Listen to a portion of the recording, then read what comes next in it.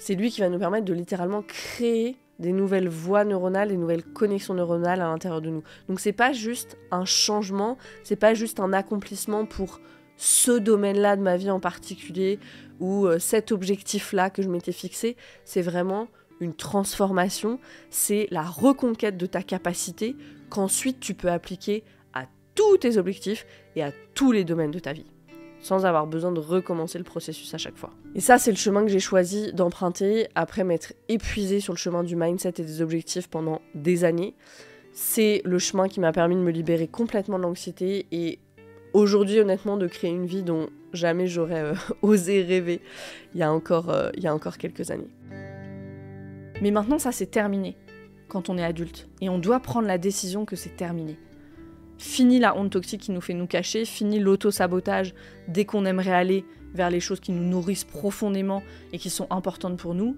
Fini de donner la priorité à tout le reste, sauf à ça, parce que ça nous permet de nous distraire et de rester dans notre zone familière. Je dis familière, j'ai pas dit notre zone de confort, parce que pour la plupart d'entre nous, elle est pas confortable du tout, cette zone-là. Ça, c'est terminé. Et l'anxiété ambitieuse, c'est ça. On atteint nos objectifs, c'est sûr, mais on détruit tout sur notre passage. À un moment donné de mon activité, je me souviens avoir pensé ça. Je suis arrivée là où je veux être, et je pensais tellement que maintenant, je serais capable de me reposer. Je pensais que quelqu'un serait fier de moi, qu'il y aurait de la joie. Et au lieu de ça, j'étais arrivée sur une terre brûlée parce que j'avais tout brûlé sur mon passage. Bienvenue dans Pas de soucis, le podcast pour se libérer de l'anxiété avec Camille Thomas. Je suis Camille et avant d'être coach de santé, j'ai été une grande anxieuse. Je me suis libérée de l'anxiété le jour où j'ai compris que ce n'était pas dans ma tête. Pas de soucis, c'est le podcast pour celles et ceux qui sont fatigués par tout ce qu'ils ont essayé et qui savent qu'ils ont le pouvoir de guérir de l'anxiété naturellement. Alors si tu veux vivre sans anxiété et que tu as l'intuition qu'on ne t'a pas tout dit, ce podcast est pour toi. Je te retrouve tous les lundis pour explorer les pistes qui te permettront d'accéder au calme à l'intérieur de toi. Bienvenue dans le deuxième master épisode sur les conséquences du trauma. Un master épisode, c'est quoi ? C'est plusieurs épisodes en un pour que tu puisses explorer un sujet sans interruption et en profondeur. On continue sur les conséquences du trauma avec pour sujet l'estime de soi, la confiance en soi, l'auto-sabotage et l'anxiété ambitieuse. Mon Dieu, quand je retraverse ces sujets, je me dis, c'est dingue comme ça a imprégné ma vie, en fait. Comme ça lui a donné sa saveur à ma vie pendant si longtemps, tous ces sujets. Et j'espère que ces 2 master épisodes te donnent de l'espoir, mais même plus que ça, te montrent qu'on peut s'en sortir, que véritablement tout se renégocie. C'est parti, on démarre avec la confiance en soi. Une question qu'on me pose souvent, c'est comment est-ce que je peux avoir confiance en moi alors que j'ai de l'anxiété ? C'est une question qu'on me pose très très souvent, surtout des personnes par exemple qui ont déjà eu des crises de panique, qui ont l'impression que leur corps peut les lâcher, peut les trahir à tout moment. Souvent, elles ont perdu énormément de cette confiance en elles. Quand je parle de confiance en soi, je parle vraiment de notre capacité, je parle d'action, notre capacité de mener à bien ce qu'on veut mener à bien. Et puis, on le sait, quand on a de l'anxiété très intense, rien que peut-être on avait prévu une sortie et puis c'est pas possible ce jour-là parce que on est complètement figé. Voilà, donc on perd cette confiance en le fait qu'on puisse mener à bien nos projets. Et puis il y a l'estime de soi. Il y a une distinction entre l'estime de soi et la confiance en soi. L'estime de soi, c'est plutôt l'opinion générale qu'on a de soi. C'est comme une estimation de notre valeur. Okay ? Est-ce que je suis une bonne personne ? Est-ce que je suis une mauvaise personne ? Quelle valeur j'ai ? Alors que, encore une fois, la confiance en soi, elle renvoie plutôt à notre capacité à se mettre en action. Et notre capacité à se mettre en action, quelles que soient les circonstances. J'ai envie de dire même, peut-être avec des circonstances qui ne sont pas complètement optimales ou pas favorables tout le temps. Parce que c'est la vie, Life happens, ce ne sera pas toujours optimal, mais je peux quand même faire ce que j'avais dit que je ferais, faire ce que j'avais prévu de faire. Et on va voir parfois, estime de soi et confiance en soi, ces 2 notions qui sont corrélées, elles vont main dans la main, et parfois non. Il y a un exemple qui était donné dans une émission de Radio France que j'écoutais sur la différence justement entre confiance en soi et estime de soi, qui illustre bien ça. et qui parlait du point de vue d'un prof. Il disait quand on est prof, on voit souvent des élèves avec une bonne estime d'eux-mêmes, et ils sont intimement persuadés qu'ils sont comme un peu au-dessus des autres. Mais c'est des élèves qui font rien, en fait. Ils prennent pas la parole, ils sèchent les devoirs. Pourquoi ? Pour être sûrs de pas être démentis dans leur estime d'eux-mêmes. Donc peut-être que ça cache une pas si bonne estime d'eux-mêmes, mais ça c'est un autre sujet. Et le truc c'est que, pour illustrer cette décorrélation, le fait que ce soit séparé, le truc c'est qu'à force de rien faire, eh ben, ils n'ont pas de confiance en leur capacité de mise en action, ils n'ont pas une bonne confiance en eux, donc ils ont à la fois une haute estime d'eux-mêmes et puis une faible confiance en eux. Donc ça c'est un exemple où c'est décorrélé. Un autre exemple où c'est décorrélé et où c'est l'inverse, ici je vais parler de ce que je peux voir dans mon équipe d'Otera parce que c'est un laboratoire hyper intéressant, c'est que des personnes qui veulent lancer leur activité et il y a beaucoup de personnes qui arrivent et qui ont une estime d'elles-mêmes très moyenne ou voire vraiment pas bonne. Et de façon générale, c'est des personnes qui se considèrent moins bonnes que les autres, qui vont plutôt y aller avec moi je suis pas bonne en ça, j'ai pas de compétences, etc., etc. Mais du coup, il y a comme une sorte de détente aussi qui vient avec ça, parce qu'il y a quelque chose de toute façon, je vais faire ce que je peux, et voilà. Et du coup, elles ont pas... ce que je vois, hein, ce que je constate, c'est qu'elles mettent pas d'ego dans le processus, ces personnes-là. Elles essaient de faire des choses sans grandes ambitions, et à force de faire, elles progressent, en fait. Et elles prennent confiance en elles. Et c'est hyper intéressant. Ici, on a l'inverse, en fait. Une estime de soi qui est pas super au départ, mais qui, grâce à la mise en action, voilà, n'empêche pas ces personnes, finalement, de gagner confiance en elles. Donc ça, c'est des exemples où ça peut être séparé. Et puis, il y a plein de situations où il y a une vraie corrélation entre les deux. Une mauvaise estime de soi qui empêche la mise en action. Et donc, il n'y a pas de confiance en soi. Il n'y a jamais de confiance en soi qui se crée, en fait. Et je crois que c'est pour ça, souvent, on est dans ce cas de figure-là. Et c'est pour ça qu'on tend à utiliser une expression pour une autre. Voilà, estime de soi, confiance en soi, c'est des termes qui sont un peu usés l'une pour l'autre. Parce qu'elles vont main dans la main si souvent, en fait. Donc si tu écoutes cet épisode, sûrement que des questions que tu te poses, c'est comment je repars à la conquête de l'estime de moi et comment j'augmente la confiance en moi. Il y a une autre question qu'on m'a posée il y a peu de temps en message privé sur les réseaux et qui pour moi est liée à ce sujet. Je vais t'expliquer la connexion. La question c'est celle-là, c'est que faire quand j'ai l'impression que je vais jamais y arriver, voire que je suis en train de revenir en arrière sur mon chemin de guérison. Qu'est-ce qu'elle fait là, cette question ? La confiance en soi, c'est la confiance en notre capacité de nous mettre en action, de rebondir, de faire face aux circonstances, de naviguer en fait ce qui nous arrive. Si j'ai une grande confiance en moi, même quand ça avance pas comme je veux sur mon chemin de guérison, même si j'ai encore de l'anxiété parfois, j'ai confiance en ma capacité à continuer, à ajuster, à rester engagée pour aller mieux. Si j'ai pas ça, c'est là où ça va être difficile, en fait. Pour traverser ces moments difficiles qu'on traverse tous et toutes sur le chemin de guérison, on a besoin pour moi de la confiance en deux choses. La confiance en soi et puis la confiance dans le processus. Et vraiment, c'est les deux. Parce que même si j'ai confiance dans le processus mais que j'ai pas confiance en moi, c'est là où, dans les moments difficiles, je vais penser que ça marche pour les autres et puis pas pour moi, que pour moi c'est toujours plus difficile, que moi j'y arriverai pas, etc. Il peut y avoir toutes ces pensées qui arrivent. Et si j'ai confiance en moi mais pas dans le processus, c'est là où je vais souvent essayer de forcer, d'y aller à la force de mes petits muscles, de prendre des trop gros morceaux à la fois. Je vais essayer d'accélérer les choses dans des moments où en fait je devrais ralentir et en faisant ça en fait je vais me saboter. Et j'en reparlerai de voilà quoi faire quand c'est difficile. Donc on a vraiment besoin des deux. Donc je vais aller dans les trois parties de cet épisode. On va commencer avec l'estime de soi, ensuite la confiance en soi, et puis ensuite la troisième partie, que faire dans les moments où c'est difficile. Je partagerai des pistes, des choses que tu peux faire, des reformulations que tu peux adopter à ce moment-là, qui peuvent être utiles aussi. Je commence donc avec l'estime de soi. L'estime de soi, on l'a dit, c'est la valeur qu'on se donne.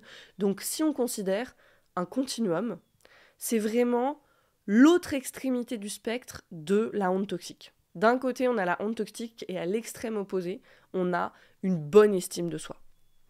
Sur le sujet de la honte toxique, je te renvoie à l'épisode précédent dans cette série qui est en 2 parties, donc voilà, qui est bien riche sur le sujet. Je vais quand même dire quelques mots ici. Cette honte toxique, elle a pu venir de plein d'endroits. Alors on le sait, souvent des endroits de notre jeunesse, de notre enfance. Ça peut être le fait d'avoir reçu des critiques en permanence, de façon directe ou de façon plus subtile, hein, faire partie d'un groupe qui est ostracisé et qui a intégré comme ces critiques en fait qui sont internalisées déjà de base, avoir une faiblesse ou peut-être avoir quelque chose de spécial qui fait qu'on a connu des échecs. Par exemple, moi je pense quand j'étais petite et pas si petite que ça, même ado, après j'avais de l'asthme et du coup j'avais aucune performance en sport. Et à l'école, ceux qui étaient populaires, c'était ceux qui étaient bons en sport. Ceux avec qui il fallait être.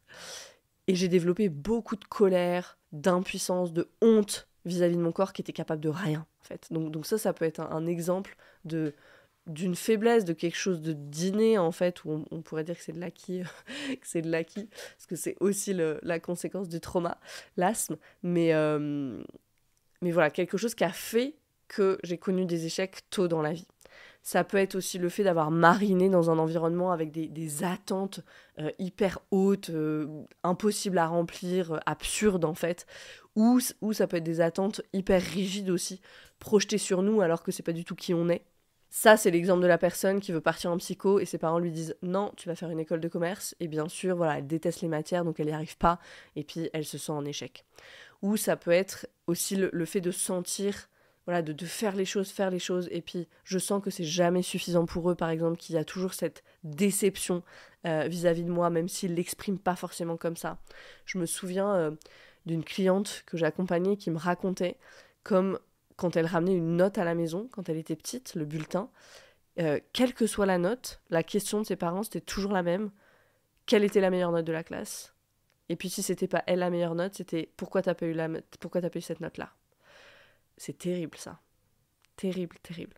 Donc ça, c'est tous des exemples qui sont des terreaux, en fait, pour le développement de cette honte toxique. Et tout ça, ce sont des choses qu'on intègre, bien sûr. Et pas qu'au niveau conscient, au niveau subconscient aussi. Donc quand on se met sur le chemin de guérison, quand on commence ce travail, déjà, une première question, on peut commencer à se demander d'où ça vient, ça, ce sentiment de ne pas avoir de valeur. Si on parle d'avoir une mauvaise estime de soi, hein. Peut-être on peut demander aux parts de nous aussi d'où ça vient. Qu'est-ce qu'elles ont vécu pour avoir absorbé ces croyances-là ? Qui est aux manettes ici ? Est-ce que c'est vraiment moi ? Et peut-être on peut commencer à développer de la compassion pour les parts de nous aussi, qui portent cette honte, qui ont cette croyance « je suis une mauvaise personne » ou « j'ai pas de valeur ». Déjà, juste cette reformulation de « c'est une part de moi qui croit ça », c'est pas tout mon être. Ça peut être très utile. Si tu veux explorer le sujet des parts, je te renvoie aux épisodes 26 et 88 du podcast, dans lequel je vais vraiment en profondeur dans cette grille de lecture-là. Donc j'ai dit que certaines parts de nous avaient adopté cette croyance, j'ai pas de valeur. Le fait de ne pas avoir de valeur, c'est une croyance. Janina Fisher, qui est une thérapeute aux États-Unis, assez connue dans le monde du trauma, du travail somatique, elle nous dit, le fait de ne pas avoir de valeur, c'est une croyance. C'est pas une émotion. Il y a des émotions associées à ça, mais c'est une croyance. Et elle dit souvent, ses clients vont la confronter un peu là-dessus, puis pas être d'accord, et disent « Mais non, vraiment, j'ai pas de valeur. » C'est une croyance. Plus que ça, c'est une réponse de survie. Et ce qui fait partie de cette réponse de survie, il y a l'effondrement, il y a l'engourdissement, le fait de s'anesthésier, la perte d'énergie. Tout ça, ça va de pair avec la croyance « Je suis une mauvaise personne, je suis pas digne ». Et ça facilite la soumission totale. Parce que si on pensait « Attends une minute là, tu peux pas me faire ça. Moi, je suis une personne qui a de la valeur, tu peux pas me traiter comme ça. » On s'effondrerait pas. Et donc la soumission serait 10 fois plus difficile et douloureuse. Or, pour survivre à ce moment-là, on avait besoin de se soumettre. Croire qu'on n'avait pas de valeur, du coup, c'était une brillante stratégie de survie. Parce que, imaginons un instant l'inverse, qu'il n'y ait pas eu cette stratégie de survie. En tant qu'enfant, je suis convaincue et persuadée que j'ai de la valeur et que je dois être traitée en conséquence comme une personne qui a de la valeur. Qu'est-ce qui se serait passé si tu avais regardé ton père ou ta mère dans les yeux et que tu lui avais dit « La mauvaise personne, là maintenant, c'est toi. Tu dois pas me traiter comme ça. » Qu'est-ce qui se passe dans ton corps en m'écoutant là ? Je parie qu'il y a un frisson, il y a de la peur, peut-être au moins de la crainte. Ça veut dire quoi ? Ça veut dire que c'était pas safe à ce moment-là, c'était pas sûr de croire que tu as de la valeur. Si tu croyais que tu avais de la valeur, t'étais pas en sécurité. Donc on peut s'accorder sur le fait que croire que tu n'avais pas de valeur à ce moment-là, ça t'a permis de survivre. Et déjà ça crée de l'espace parce que ça ouvre quelque chose. Il n'y a plus un seul narratif de « je suis nul ». Il y a de la place pour un autre narratif qui dit je suis nul, c'est une croyance qui t'a bien servi par le passé et qui fait qu'aujourd'hui, tu as survécu. On peut se mettre d'accord sur le fait que tu es là aujourd'hui, donc tu as survécu. Et maintenant, tu peux commencer le travail avec la honte toxique qu'on fait dans mon programme Arise pour pouvoir dire « j'ai survécu et je me suis libérée de la torture de la honte ». Parce que c'est une émotion véritablement corrosive et qui peut vraiment être vécue comme une torture quotidienne. Et c'est ce chemin-là de guérison de la honte toxique qui va amener véritablement profondément à la reconquête de l'estime de soi. Sur ce continuum, tu peux t'imaginer, sur ce continuum, tu te déplaces de la honte toxique doucement vers une bonne estime de toi. C'est ce travail qui permet ça. Voilà ce que je voulais dire dans cet épisode pour l'estime de soi. Encore une fois, je te renvoie aux épisodes 26 et 88 sur la honte toxique. Et maintenant, je vais passer à la confiance en soi. Donc, on a dit que la confiance en soi, ça renvoie avant tout à l'action, à la confiance en notre capacité de nous mettre en action, quelles que soient les circonstances, et même malgré des circonstances difficiles, incertaines, pas tout le temps favorables.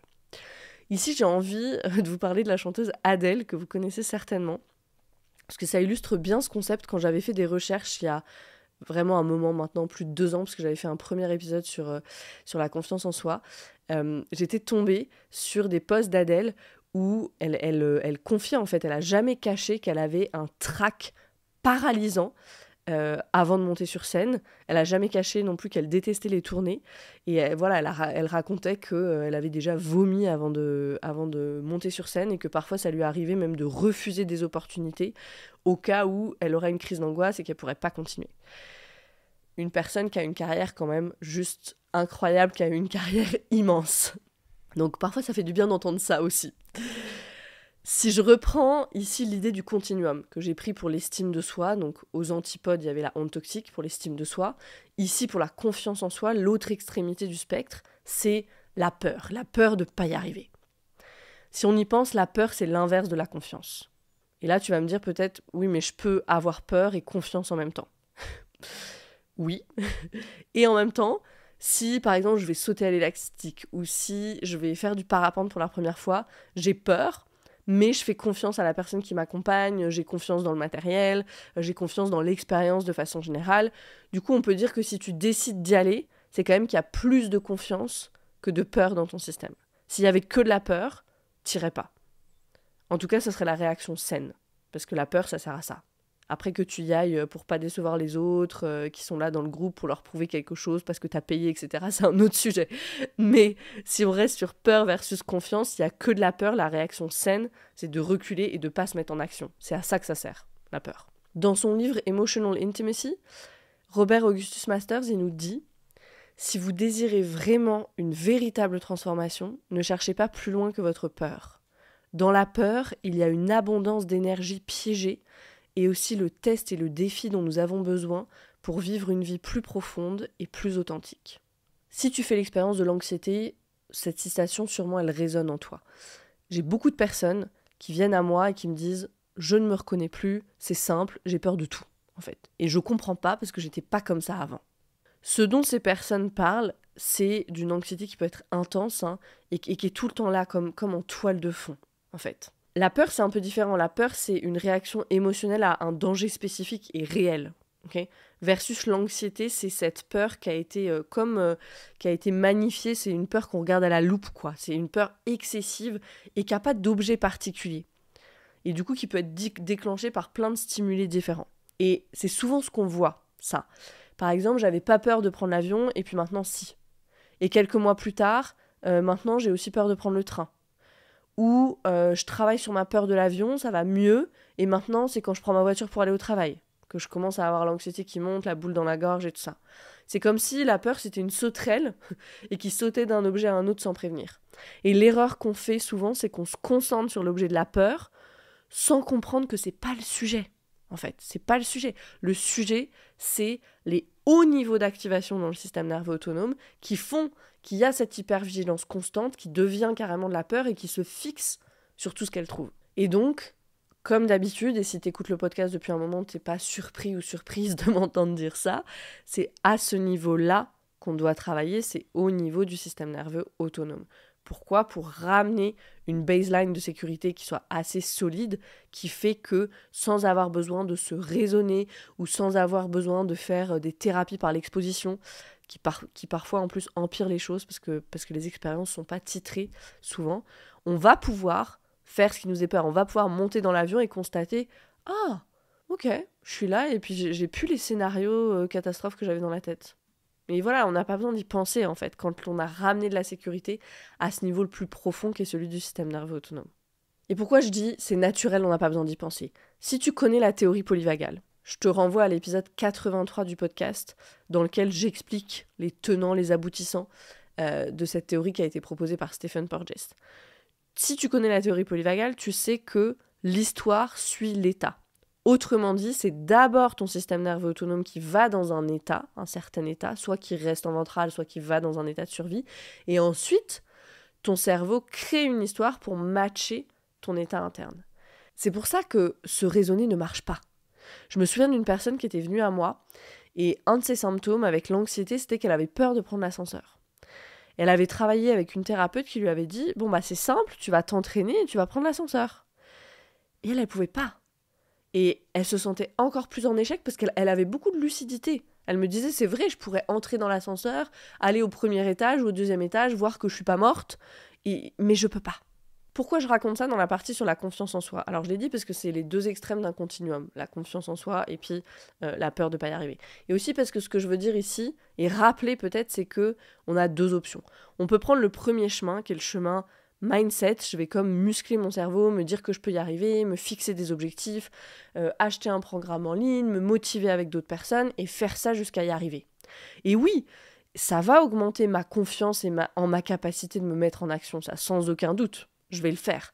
Juste que ça prend du temps, ça demande beaucoup d'efforts et c'est franchement laborieux parce que tu dois recommencer ça, on doit recommencer le même process en fait pour chaque chose qu'on veut entreprendre. Et souvent ça tient pas sur la durée. Ou à un moment ça va tenir, mais parce que ça fait 10 ans que tu le fais. Ou on peut prendre le deuxième chemin, qui semble beaucoup plus indirect au début, pas très intuitif, je dirais, et dans lequel aussi, sur ce chemin-là, on comprend pas toujours où on va, peut-être. Et ça, c'est le chemin de la régulation du système nerveux. C'est le chemin du travail sur les niveaux d'activation eux-mêmes, sur toute la peur piégée à l'intérieur de nous qui a besoin d'être libérée. Et quand on prend ce chemin-là, la confiance en soi, la capacité à dire « je vais y arriver » et pas juste à dire, à croire, à en être persuadé « je vais y arriver » revient naturellement, de façon organique. Attention, je ne suis pas en train de dire que ce chemin ne demande pas de travail. Il demande absolument de s'engager, de rester engagé aussi, même si on fait les choses par tout petits bouts et que parfois on n'a pas l'impression d'avancer énormément. Il demande de garder confiance dans le processus aussi. Mais c'est un chemin qui est beaucoup plus doux, beaucoup plus solide, puisque c'est celui qui va nous permettre une véritable transformation au niveau neuroplastique, au niveau du cerveau.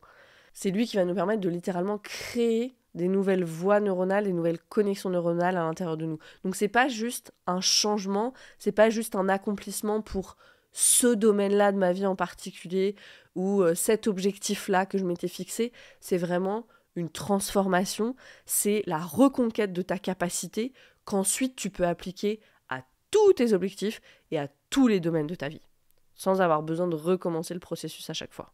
Et ça, c'est le chemin que j'ai choisi d'emprunter après m'être épuisée sur le chemin du mindset et des objectifs pendant des années. C'est le chemin qui m'a permis de me libérer complètement de l'anxiété et aujourd'hui, honnêtement, de créer une vie dont jamais j'aurais osé rêver il y a encore quelques années. C'est la proposition de mon programme Arise. Et si tu l'as pas encore fait, je t'invite à aller écouter des témoignages de personnes qui ont choisi ce chemin-là. Parce que je crois que c'est précieux d'entendre le parcours de personnes qui ont marché avant nous. On voit toujours les personnes où elles en sont aujourd'hui, mais c'est important de remettre dans le contexte, parce que ça permet de se dire aussi, ok, si elle l'a fait, je peux le faire aussi. Et ça peut avoir le pouvoir, ça, les histoires des autres, elles peuvent avoir le pouvoir de nous reconnecter peut-être aux quelques grammes de confiance en nous qu'on a à l'intérieur.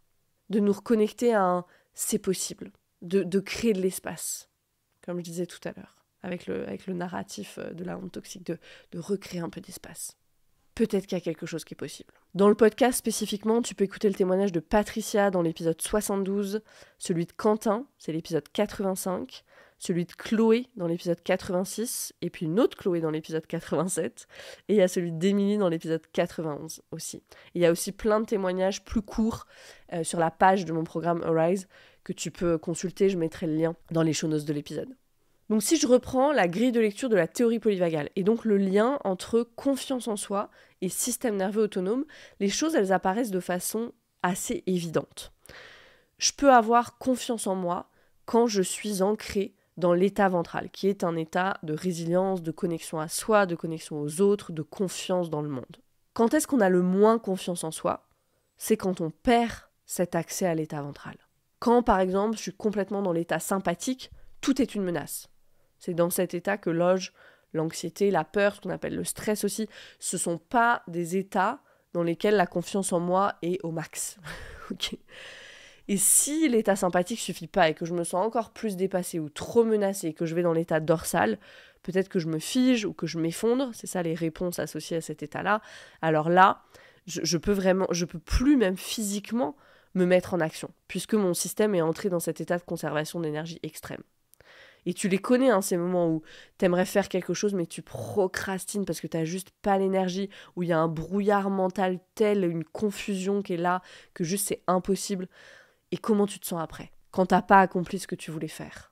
Et comment tu te sens après, quand t'as pas accompli ce que tu voulais faire ? C'est facile dans ces moments-là de sauter à la conclusion que « j'y arrive jamais, je suis nulle ». Ta confiance en toi, elle est sapée dans ces moments-là, et ton estime de toi, elle en prend un coup aussi. Donc qu'est-ce que je suis en train de dire ? Je suis en train de dire que l'état dans lequel se trouve mon système nerveux autonome et ma confiance en mes capacités à me mettre en action sont intimement liés, sont même complètement interdépendants. La seconde, la confiance en mes capacités de me mettre en action dépend du premier, de l'état de mon système nerveux autonome. Et la bonne nouvelle, c'est que cette capacité de régulation qui va nous donner cet ancrage solide dans l'état ventral peut s'acquérir. C'est une compétence qu'on peut absolument acquérir, réacquérir. C'est tout ça qu'on fait dans Arise. Je parlais d'Adèle qui a tellement le trac avant de monter sur scène tout à l'heure. Il y a un documentaire qui m'a beaucoup touchée et à l'intérieur duquel sont vraiment tissés ces thèmes de l'estime de soi, de la confiance en soi. C'est un documentaire dans lequel il y a beaucoup de vulnérabilité aussi. C'est le documentaire sur la vie de Lady Gaga qui s'appelle 5'2" sur Netflix. Et on peut voir vraiment dans ce documentaire les difficultés, le dépassement de soi et les efforts honnêtement surhumains parfois de quelqu'un qui a choisi plutôt le premier chemin, celui du travail, des objectifs, du mindset, et dans un monde qui est pas tendre, celui de l'industrie de la musique. C'est vraiment intéressant ce documentaire, donc je le pose là pour une soirée Netflix and chill. Et tous ces moments difficiles qu'on la voit traverser dans le documentaire, ça me fait la transition parfaite avec la troisième partie de notre épisode qui est que faire quand on a envie d'abandonner, que faire quand c'est difficile sur notre chemin, sur le chemin de guérison sur lequel tu t'es engagé. Pour les personnes qui ont vécu des traumatismes et qui s'engagent sur ce chemin de régulation pour guérir vraiment, l'un des effets d'être davantage dans le corps, c'est qu'elles vont commencer à ressentir davantage. Et si je ressens davantage, je ressens tout. C'est pas à la carte. L'agréable comme le moins agréable. Et ça peut être décourageant parce que on va commencer à sentir là où il y a des tensions dans le corps, peut-être des douleurs même, alors qu'avant on était tellement figé comme coulé dans le marbre, coulé dans le béton, qu'on ressentait rien. Et à mesure qu'on sort du figement, on va pouvoir ressentir de plus en plus tout ça, ressentir de l'anxiété, aussi se sentir irritable, peut-être plus facilement agacé. Et donc on peut avoir l'impression de faire un pas en avant, et puis comme suivi de plein de pas en arrière. Il peut y avoir aussi de la peur, une grande tristesse, de la déprime, toutes choses qui étaient coincées là, à l'intérieur du système, et qui, à mesure qu'on défige, recommencent à être ressenties. Et si on ne nous a pas expliqué, si on n'a pas les concepts au niveau de la physiologie, on va s'inquiéter. C'est pour ça que dans mon programme Arise, on va dans le détail du fonctionnement du système nerveux, parce que je veux que les personnes comprennent comment ce système nerveux fonctionne et du coup ce qu'elles traversent. Parce que si elles ne comprennent pas, vient s'ajouter à tout ce qui est déjà là, la confusion, un sentiment d'impuissance, de déception aussi face à ce que la personne va vivre comme une absence de progrès, genre j'avance pas, même si c'est pas vrai. Donc j'en parle ici parce que c'est une question qu'on me pose souvent. est-ce que je suis sur le bon chemin ? J'ai l'impression de revenir en arrière. Tu crois que c'est vrai ? Qu'est-ce que je dois faire ? J'accompagne des personnes depuis plus de 4 ans maintenant sur ce chemin. À l'heure où je vous parle, ça se compte en centaines de personnes maintenant. Et moi aussi, je suis sur ce chemin.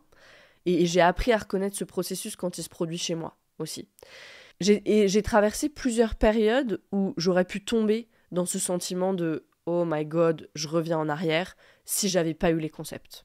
Et donc ici, tu commences à me connaître, j'essaie toujours de partager, de partir de mon expérience personnelle, donc c'est ce que je vais faire ici, je vais donner des exemples.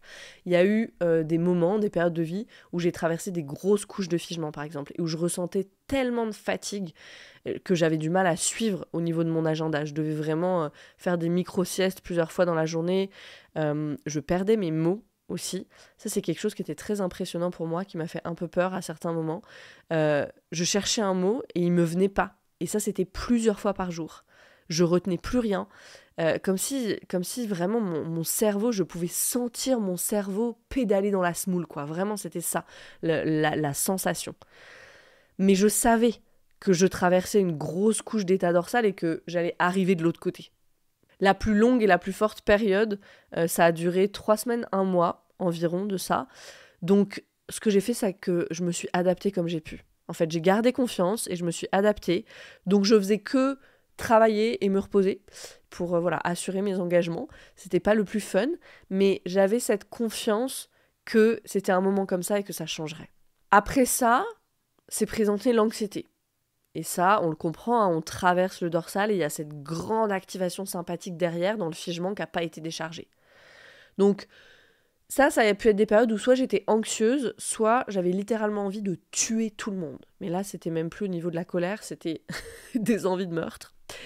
Et là, la compréhension de ce qu'est l'état sympathique du système nerveux, elle était indispensable. Et les pratiques aussi de colère et d'agressivité saine, qui sont des thèmes qu'on explore dans le programme, elles ont été vraiment les bienvenues aussi, pour vraiment pouvoir décharger ça, pouvoir m'engager avec ce qui était là, soutenir ces traversées en fait. C'était hyper important pour moi, pour réduire les activations, pour pas que ça reste dans mon système, tout ça, et puis hyper important pour que mes relations aussi n'en pâtissent pas, notamment la relation de couple, où ça peut être un petit peu, ça peut faire un peu des vagues dans ces moments-là, donc tellement important d'avoir les concepts pour pouvoir en fait prendre soin de soi dans ce moment-là, venir soutenir ça. D'autres choses que j'ai pu traverser, c'est des fois où ça a été plus physique, par exemple des crises d'asthme qui sont revenues alors que j'en avais pas eu depuis presque 15 ans. Et ça, c'était au moment où j'avais de grandes réalisations et des choses que je savais au niveau mental, mais qui enfin la descendaient dans le corps. Et le corps réagissait, du coup. Et là, à nouveau, c'était tellement précieux de savoir ça, de comprendre ça et de pas ajouter de la peur à ça, en fait. Voilà, juste d'appliquer les techniques que je connaissais par cœur pour l'asthme, utiliser mes huiles doTERRA qui sont toujours super efficaces dans ces moments-là pour ce genre de choses. Et ça peut sembler un peu bizarre de dire ça, mais il y avait de la guérison là-dedans. Parce que sentir une crise arriver et pouvoir l'arrêter avant même qu'elle se déclenche, sentir toute la maîtrise que j'avais dans l'expérience, il n'y avait pas de peur, il n'y avait pas d'impuissance, comprendre que le corps exprimait quelque chose qui était coincé là depuis longtemps, en fait c'était une renégociation de ces crises d'asthme qui à plein de moments avaient été vraiment traumatiques. La même chose m'est arrivée pour l'eczéma, pour les allergies. Et quand on a ces choses physiques dont on s'était débarrassé, et si tu me vois en vidéo, tu vois que je mets des guillemets, on s'en est débarrassé, qui reviennent, presque le premier réflexe c'est de dire ça y est, c'est pire. Mais la vérité c'est que c'est pas ça du tout. C'est le corps qui enfin se sent entendu et peut exprimer. Un peu comme, moi je l'ai vécu comme ça, le dernier hurrah, le dernier message avant que ça soit terminé pour de bon. Ces symptômes physiques-là qui reviennent, ça veut pas dire du tout que ça arrive à tout le monde, c'est mon expérience personnelle, ce que j'ai traversé. C'est possible que ça arrive et c'est vraiment intéressant de savoir comment soutenir à cet endroit-là. Que ce soit santé mentale ou santé physique, que ce soit de l'anxiété qui revienne, de l'irritabilité, des symptômes physiques. Voilà. Dans ces moments, si ça arrive, on ralentit encore plus et on prend soin de soi. Tout n'arrivera pas à tout le monde, les symptômes physiques n'arriveront pas à tout le monde, mais ce qui arrive à tout le monde, c'est sûr, c'est les moments de découragement. Et là, la force d'une communauté, elle est vraiment porteuse. Je le vois dans le groupe Facebook de mon programme Arise, c'est vraiment tellement beau ce qui se passe, les personnes qui s'écrivent, qui déposent les moments difficiles, qui témoignent de leurs avancées aussi pour redonner du baume au cœur à ceux et celles qui seraient dans un moment compliqué, souvent en disant j'espère que ça vous aidera et tout ça. C'est juste tellement soutenant en fait.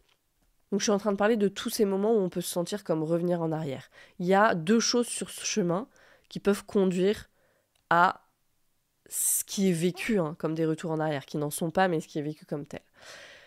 La première chose, c'est le processus d'apprentissage, en fait. Tout ce que tu apprends au niveau des concepts, le processus d'apprentissage des traumas, la compréhension des formes d'abus, et puis toutes ces prises de conscience qui viennent avec ça. On réalise que la façon dont on a été traité, c'était pas OK. Et il y a la colère, il y a le deuil, il y a le dégoût, il y a la rage, peut-être tout ce qui peut venir avec ça. Et aussi ce dont je parlais, ces réalisations peut-être qu'on avait déjà au niveau cérébral, et maintenant avec le travail somatique qu'on intègre vraiment dans le corps. Et c'est impossible que le corps ne réagisse pas. Ça va réagir. Et la deuxième chose, c'est la réduction de la dissociation et la sortie du figement, qui sont les conséquences de la guérison, qui sont les conséquences d'une plus grande capacité à être présente à notre corps. Quand on sort de ces états, c'est comme si on commençait à voir vraiment, en fait, et à ressentir aussi les conséquences des réalisations qu'on a eues, donc les conséquences des abus, de ce dont on a été victime par le passé. Il y a ces moments où on prend la mesure de ce qu'on a traversé, de notre point de vue d'adulte. Tu sais, presque on se retourne puis on dit « mais waouh, c'est moi qui ai vécu ça ». Et on traverse ces moments quand on est sorti, ou qu'il y a moins en tout cas de figement, de dissociation, on traverse ces moments de façon beaucoup plus incarnée, on est dans le corps maintenant, en connexion avec notre corps. Donc on va ressentir le chagrin, la détresse, la perte, la colère immense, etc. qui viennent avec ça. Et dans ces moments, on peut avoir l'impression de revenir en arrière, un peu pris de court par l'intensité de tout ça aussi parfois. Mais en fait, c'est le signe d'une bien plus grande connexion au corps, d'une réincarnation, si j'ose dire, on est revenu dans notre chair, si j'ose le formuler comme ça, une réincarnation d'une plus grande conscience de nos limites aussi, de notre valeur, de nos droits. C'est vraiment le signe qu'on sort du figement de la dissociation. Ce qui se passe, c'est que le corps, il est enfin en mesure d'amorcer ce qui aurait été la réponse normale à l'abus, au traumatisme, réponse qui a été bloquée au moment de l'événement ou des événements, si c'était à répétition. Voilà, à cause du déni, de la honte, du silence, de l'absence de soutien, parce qu'on ne pouvait pas dans ce moment-là. Il y a 1000 raisons pour lesquelles on ne pouvait pas exprimer cette réponse de survie qui a été bloquée à l'intérieur. Et donc le fait de savoir ça, tout ce qu'on vient de se dire, de savoir que ces émotions, ces sensations, ces expériences peut-être pénibles, ou qui peuvent être vécues comme pénibles, elles sont temporaires, c'est hyper aidant. Et ça permet de rester focus, d'aller vers ses ressources, et peut-être même de ne pas avoir besoin de nos stratégies d'adaptation habituelles, qui souvent sont plus destructrices qu'autre chose. Donc ça, c'est vraiment intéressant. Et une précision que je veux faire ici, qui est très importante, c'est que ce que je viens de dire, ce que je viens de décrire, c'est pas une question d'augmenter sa capacité à tolérer l'inconfort encore plus. Parce que sinon, on continue un peu avec cette idée que ce chemin-là, il doit être dur, il doit être pénible, et c'est pas le cas. La question, c'est plutôt comment est-ce que je reviens à quelque chose de supportable et de plus confortable, plus dans le sens plus, davantage, de plus confortable, quand je suis en proie à des activations qui, oui, sont pas toujours super faciles à traverser. C'est pour ça que dans Arise, on commence le programme avec le concept de ressources, avec la pratique répétée de concepts comme la pendulation, l'ancrage, ce qu'on appelle le containment.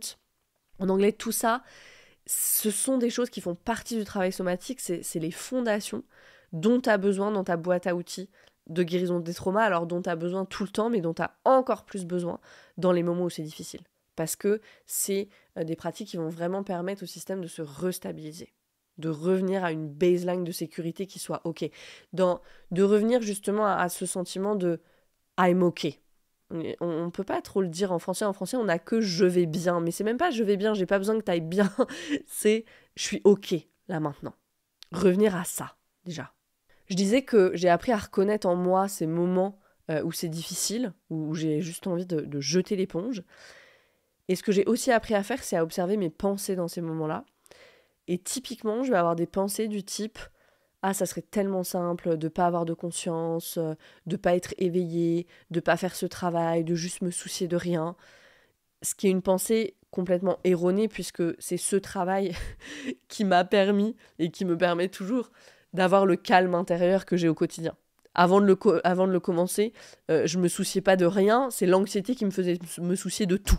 Donc c'est un raisonnement erroné et faux, mais c'est ce genre de pensée qui va arriver dans les moments difficiles.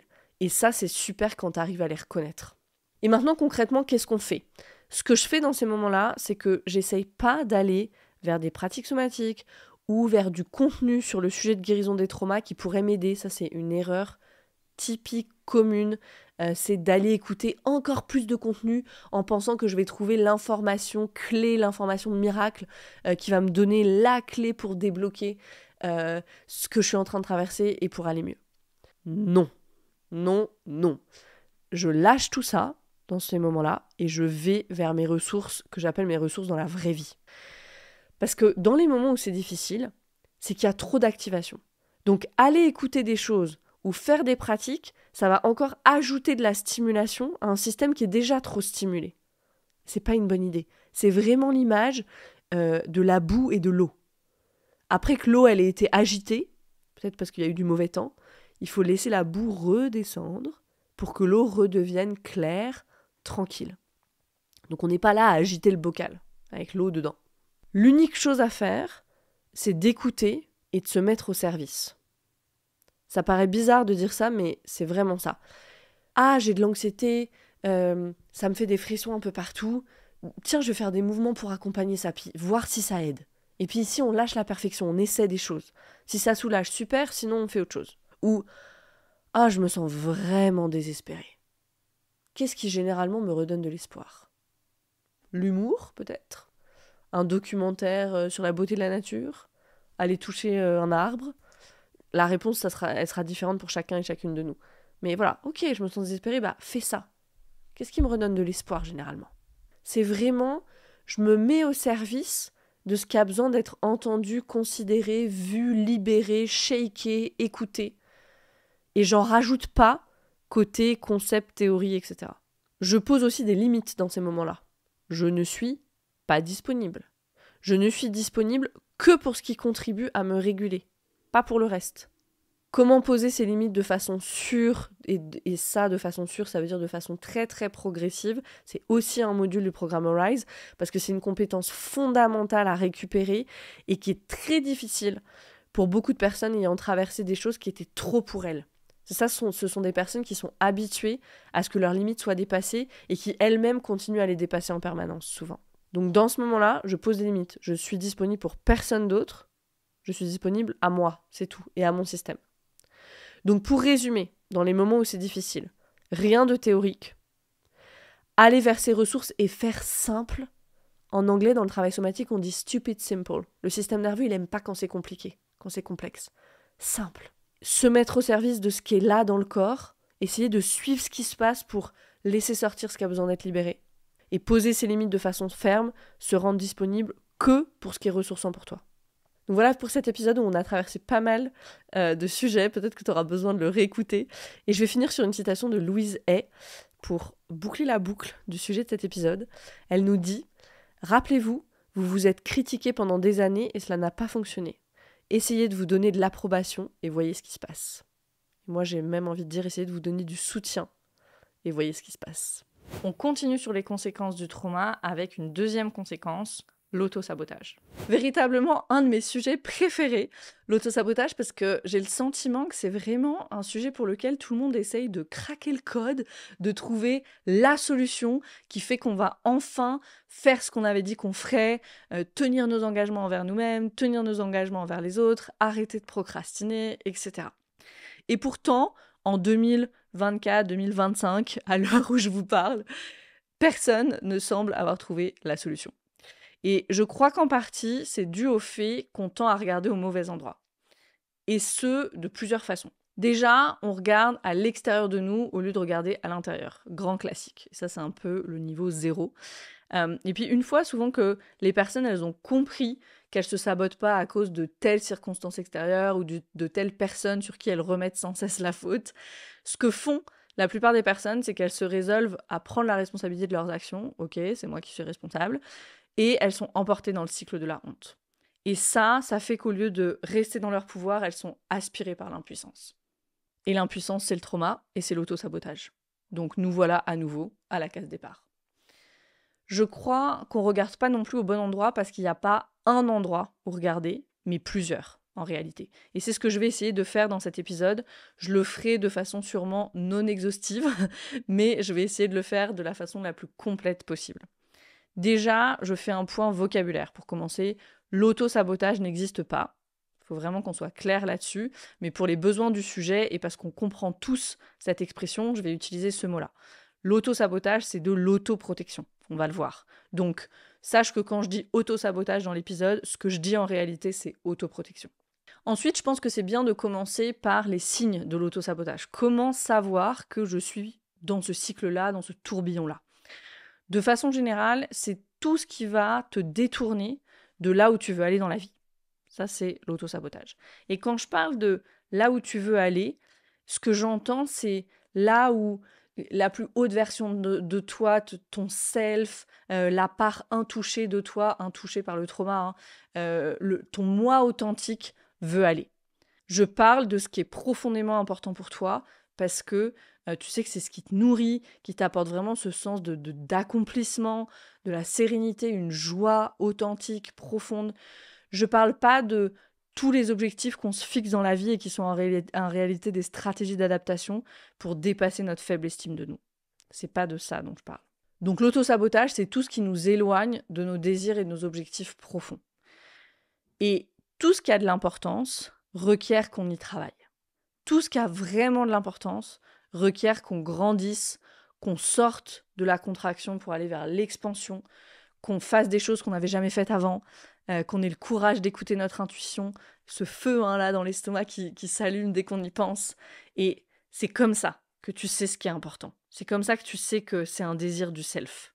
Et généralement, c'est quand on se connecte à ça qu'on va expérimenter la plus grande résistance.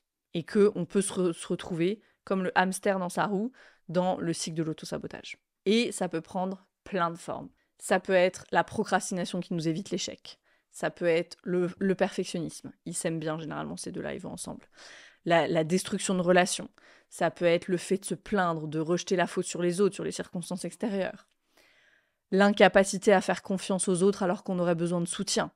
Ça peut être fixer des attentes qui sont pas du tout réalistes pour se mettre tout de suite en échec, en fait, et puis pas commencer.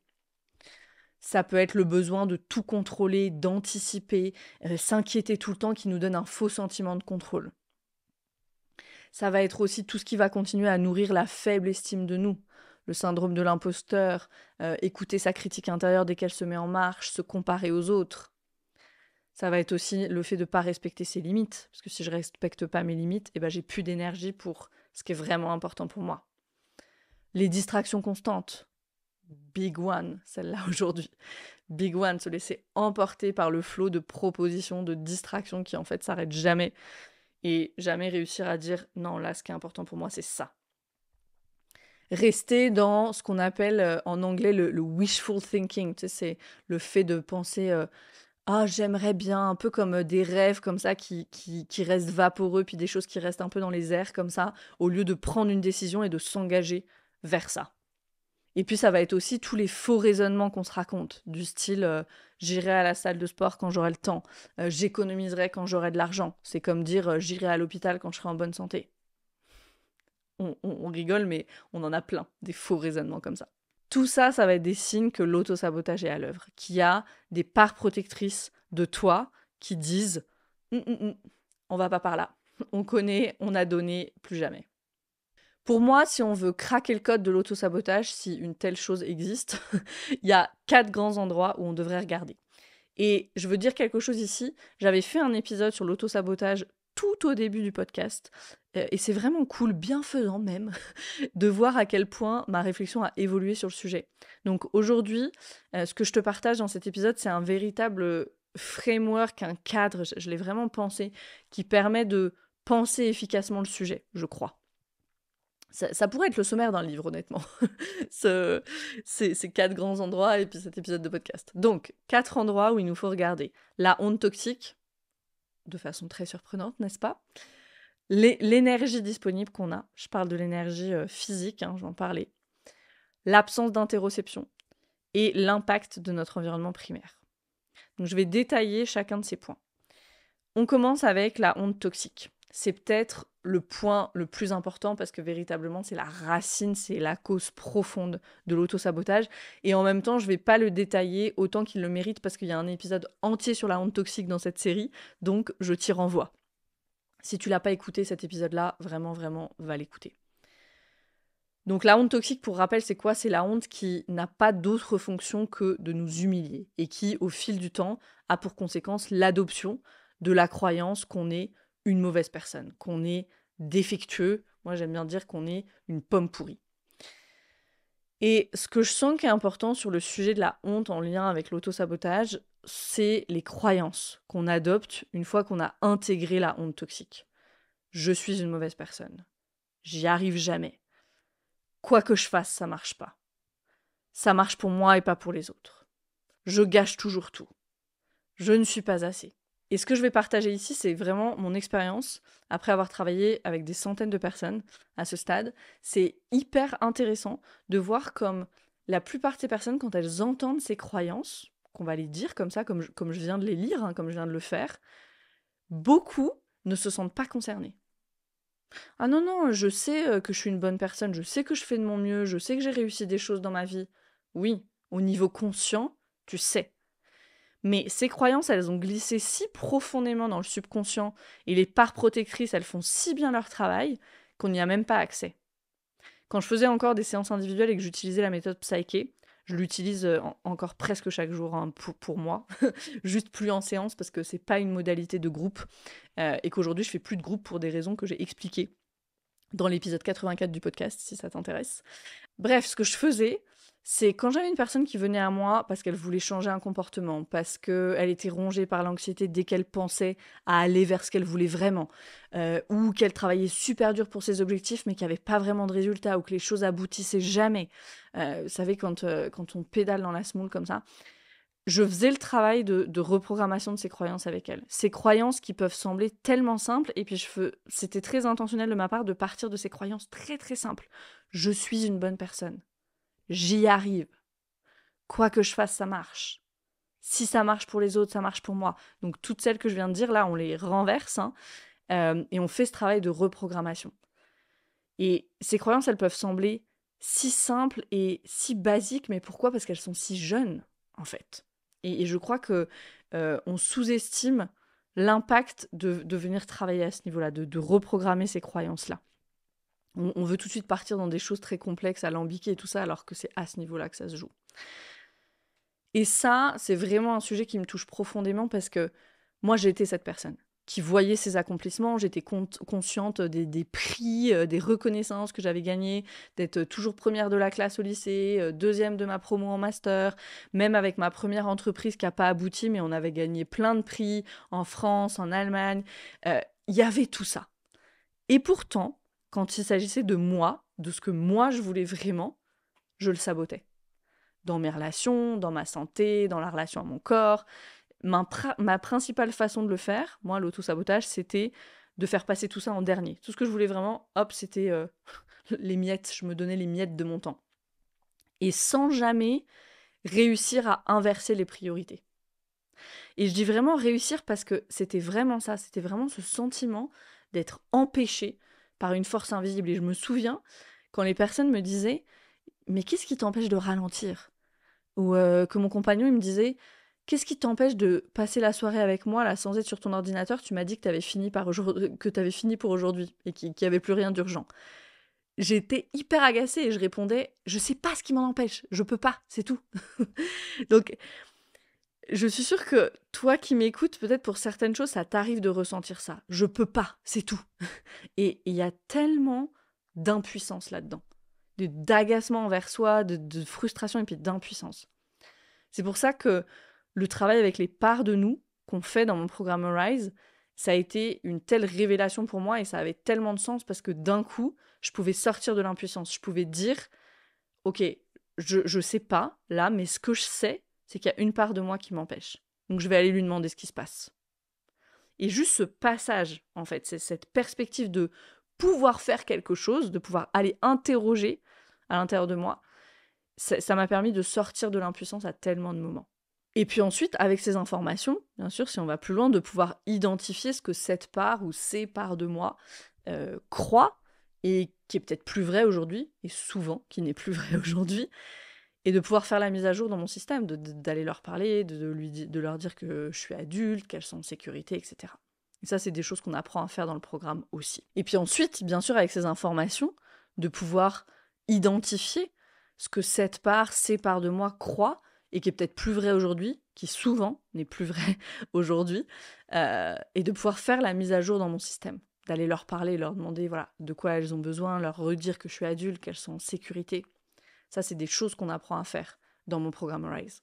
Et aujourd'hui, c'est super beau parce que ça, c'est devenu un réflexe pour moi. Quand je veux aller vers quelque chose de grand, comme quand je veux passer un niveau, quelque chose qui est important pour moi, et si l'auto-sabotage est à l'œuvre, ces niveaux qu'on passe dans la vie, ça paraît toujours une montagne, en fait. Moi, maintenant, j'ai vraiment le réflexe de me demander, ok, qu'est-ce que j'ai besoin de croire pour y arriver ? Quelle part de moi est-ce que j'ai besoin d'avoir à mes côtés ? Quelle part de moi j'ai besoin d'avoir dans ma team, dans mon équipe pour aller vers ça ? Et c'est tellement efficace de faire d'abord ce travail-là sur les parts et puis sur les croyances. Et puis ensuite, voilà, tout est tellement plus fluide. Et ce que je fais aussi, c'est faire attention soit à ne pas mettre du tout de timeline, soit une timeline réaliste en fonction de l'objectif. Parce que je crois que ça, c'est une des plus grandes formes d'auto-sabotage. Je l'ai cité dans la liste. Les attentes complètement irréalistes, absurdes, voire même parfois absurdes, qui font qu'on commence jamais. Si t'es entrepreneur et que je te dis, t'as 2 semaines pour avoir tes 3 premiers clients, tu vas paniquer. Si je te dis, t'as 2 mois pour avoir tes 3 premiers clients, ça va déjà aller mieux. Si tu te dis, c'est la même chose, si tu te dis j'ai 2 mois pour perdre 5 kilos, tu vas paniquer. Si tu te dis j'ai 6 mois pour perdre 5 kilos, ok, facile. Combien de fois on se sabote juste en fixant des timelines qui sont absurdes ? Et ça, c'est un point sur lequel je coach énormément dans mon programme Arise parce que c'est essentiel d'enlever cette pression du temps. Notre système nerveux ne répond pas bien du tout aux timelines, pas bien du tout à la pression du temps et pas bien du tout à la pression de façon générale. Je reviens à la honte toxique. Pourquoi je dis que c'est la racine de l'autosabotage ? Le raisonnement, il est tellement simple que ça va te faire sourire. Les mauvaises personnes ne méritent pas de bonnes choses. Le raisonnement, c'est ça. Or, je l'ai dit, l'autosabotage, il est à l'œuvre quand on veut quelque chose qui est important pour nous, qu'on estime bon pour nous. Si je crois que je suis une mauvaise personne, donc que je ne mérite pas, que j'y arrive jamais, que je gâche toujours tout, que les autres y arrivent mieux que moi, etc., je vais même pas y aller, en fait. C'est cette force invisible dont je parlais tout à l'heure. C'est ça qui se joue en nous au niveau subconscient. Et aujourd'hui, on sait que le subconscient, c'est 95% de nos décisions. Au printemps, il y aura une série entière sur le conscient, l'inconscient, la mémoire implicite, explicite dans le podcast, parce que je pense que c'est vraiment des concepts importants et qui sont fondamentaux quand on parle de trauma et d'anxiété. Donc on aura l'occasion de revenir sur ce sujet du subconscient. J'arrive maintenant à mon deuxième point, qui est l'énergie disponible. Et il y a une transition parfaite avec la honte toxique, puisque la honte, c'est une émotion dans laquelle il y a beaucoup d'effondrement. Autrement dit, une émotion qui est souvent dominée par l'état dorsal de notre système nerveux autonome. Si tu visualises quelqu'un qui a honte, la personne, elle veut se cacher, elle est recroquevillée, voilà, c'est les épaules basses, il y a cette posture d'effondrement. La prochaine fois, regarde autour de toi dans le métro et regarde le nombre de personnes qui sont de façon chronique dans cet état d'effondrement. Le dos courbé, les épaules qui tombent, le regard vers le bas. Quand on commence à y porter attention, c'est vraiment hyper frappant. Or, on sait que dans l'état dorsal, il y a très peu d'énergie disponible. Et ici, c'est à nouveau simple.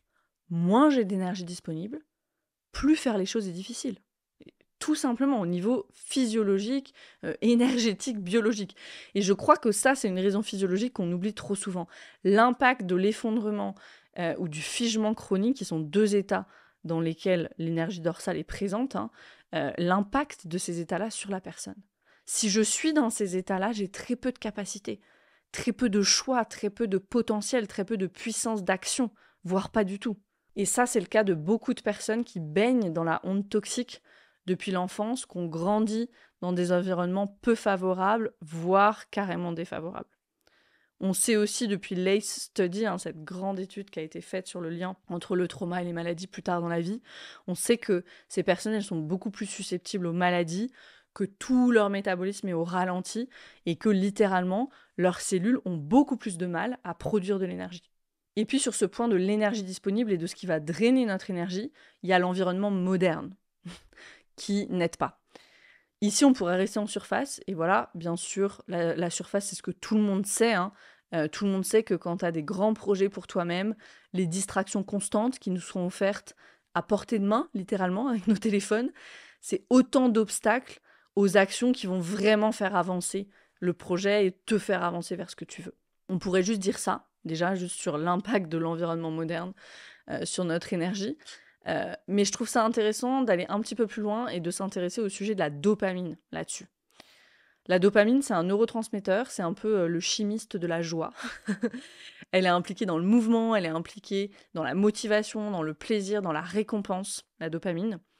Et ce dont il faut avoir conscience, c'est que quand on s'engage dans des activités qui activent très rapidement notre circuit de la récompense, donc comme manger des aliments remplis d'exhausteurs de goût, de sucre, qui sont conçus pour ça, qu'on fait des jeux sur son téléphone, qu'on scrolle sur les réseaux sociaux, etc. Tout ça, ça nous fait dépenser de la dopamine. Et ce qui se passe aujourd'hui, c'est que la plupart d'entre nous, on dépense plus de dopamine qu'on en produit. Et pourquoi c'est un problème ? Parce que quand on a moins de dopamine, toutes les activités qui demandent davantage de concentration, de présence, d'implication physique, d'effort, auront tendance à nous sembler insurmontables. Il y a plein d'études sur ce sujet, notamment une de 2023 de l'université Johns Hopkins aux États-Unis. J'arrive jamais à dire Hopkins, Johns Hopkins aux États-Unis, qui montre, alors ils nous disent dans l'étude, qui montre que la dopamine semble jouer un rôle important dans la raison pour laquelle l'exercice et d'autres efforts physiques semblent faciles pour certaines personnes et épuisants pour d'autres. Donc là, dans cette étude-là, ce qu'ils ont étudié, c'est pourquoi ça semble super facile pour certaines personnes de faire du sport, et pour d'autres, ça semble insurmontable. Et la réponse dans l'étude, c'est la dopamine. Et sans avoir besoin d'études scientifiques pour nous le confirmer, la plupart d'entre nous, on a déjà vécu ça. Être tenu, occupé, stimulé pendant des heures sur les réseaux, par exemple, à scroller ou passer d'une page à l'autre et tout ça, et puis finir épuisé au point de ne plus pouvoir se concentrer sur les tâches qu'on s'était promises de faire. Ça nous stimule dans le moment, mais en fait, après, on se sent complètement drainé. Donc, comment est-ce qu'on rééquilibre ça ? En s'engageant dans des choses beaucoup plus profondément satisfaisantes, comme apprendre des nouvelles choses, se challenger intellectuellement, s'engager dans des relations nourrissantes, même cuisiner un bon plat, les activités qui font appel à nos sens, comme jouer de la musique, un massage, l'activité physique, le sport, bien sûr. Et ça, je crois que s'il y a une partie de ce sujet où la volonté joue un rôle, le mindset, c'est ici. Avoir conscience de ce qui est à l'œuvre et prendre vraiment la décision de poser des limites quant aux distractions multiples et incessantes qui nous sont proposées. Sans parler du fait que les téléphones portables, c'est terrible pour la santé mentale. Mais je ne vais pas ouvrir le sujet ici. Et pour rester sur le sujet de l'énergie disponible, il y a aussi bien sûr l'impact de notre mode de vie, de l'alimentation aussi. J'en avais parlé avec Delphine Birkel dans la série Santé mentale optimale, c'est l'épisode 91. Elle nous rappelait l'importance d'avoir suffisamment de protéines pour que tout ce qui doit se faire en termes de neurotransmetteurs puisse se faire, puisque les acides aminés qui viennent des protéines sont des précurseurs des neurotransmetteurs. Donc je rappelle ça ici en lien avec la dopamine dont je viens de parler, qui est un neurotransmetteur. Et puis, de façon plus générale, voilà, c'est faire attention au fait que notre mode de vie permette à tous nos systèmes de fonctionner correctement et à nos mitochondries de produire de l'énergie. Donc notre mode de vie, c'est le sommeil, l'alimentation, le mouvement, le contact avec la nature, la qualité de nos relations. J'ai pas besoin de rappeler ça ici. Et ce point de l'énergie, il est particulièrement important parce que cette production d'énergie, on le sait aussi qu'elle est perturbée quand il y a eu trauma. Perturbée vraiment au niveau cellulaire, au niveau de la mitochondrie. Ça, j'en parle dans la série sur la biologie du trauma, ici dans le podcast, qui commence à partir de l'épisode 56. Donc série qui s'appelle La biologie du trauma, épisode 56. Les 2 prochains sujets dont je vais parler, ils sont liés. C'est l'absence d'interoception et l'impact de notre environnement primaire. Ça, c'est ces 2 points-là, ils parlent de quand on n'a pas eu de modèle de fierté saine, ni à l'intérieur, ni à l'extérieur de nous. Je m'explique. On commence avec l'absence d'interoception. Pour la plupart d'entre nous, on a ce besoin constant d'aller chercher la carotte, la récompense, la félicitation, la bonne note, la validation à l'extérieur de nous.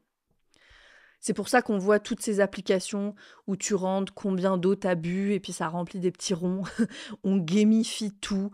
Même la pratique de la méditation, ton application te dit bravo, ça fait 28 jours que vous méditez sans interruption. Et donc toi, tu vas faire ta méditation pour pas interrompre la continuité et continuer d'avoir le message de félicitations. Pourquoi ?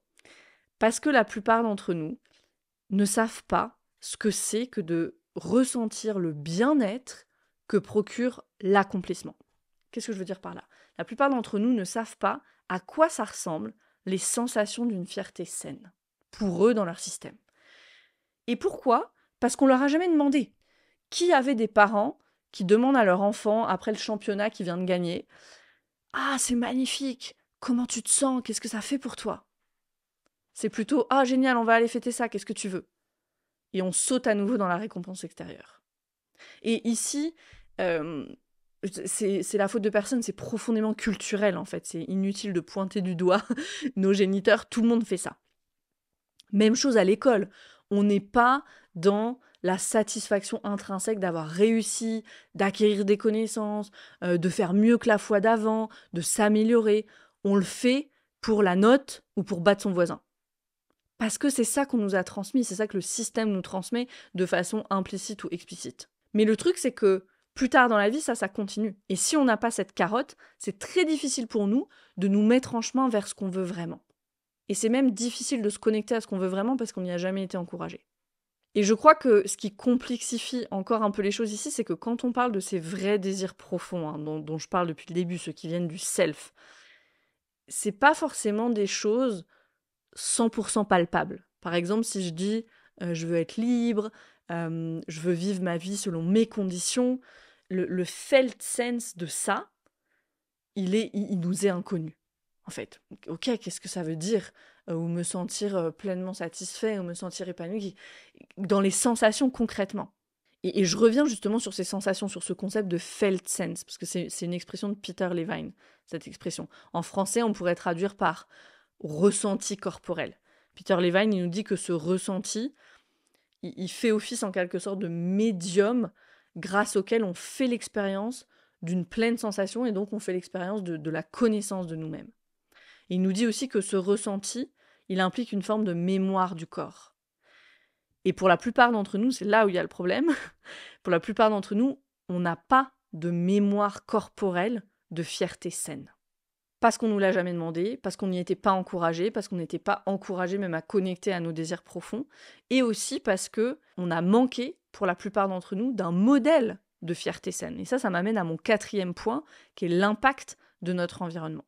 Moi, si je pense à la fierté, ce qui me vient tout de suite, c'est comme c'était toujours pris pour de la vanité. Et du coup, c'était écrasé, c'était crushé aussitôt. Il faut pas se vanter, il faut pas que les autres voient ton succès, il faut pas attirer la jalousie. Ça, c'est vraiment les messages que j'ai reçus, par exemple. Ça, c'est mon expérience, mais je la partage parce que je pense que je suis pas la seule dans ce cas-là.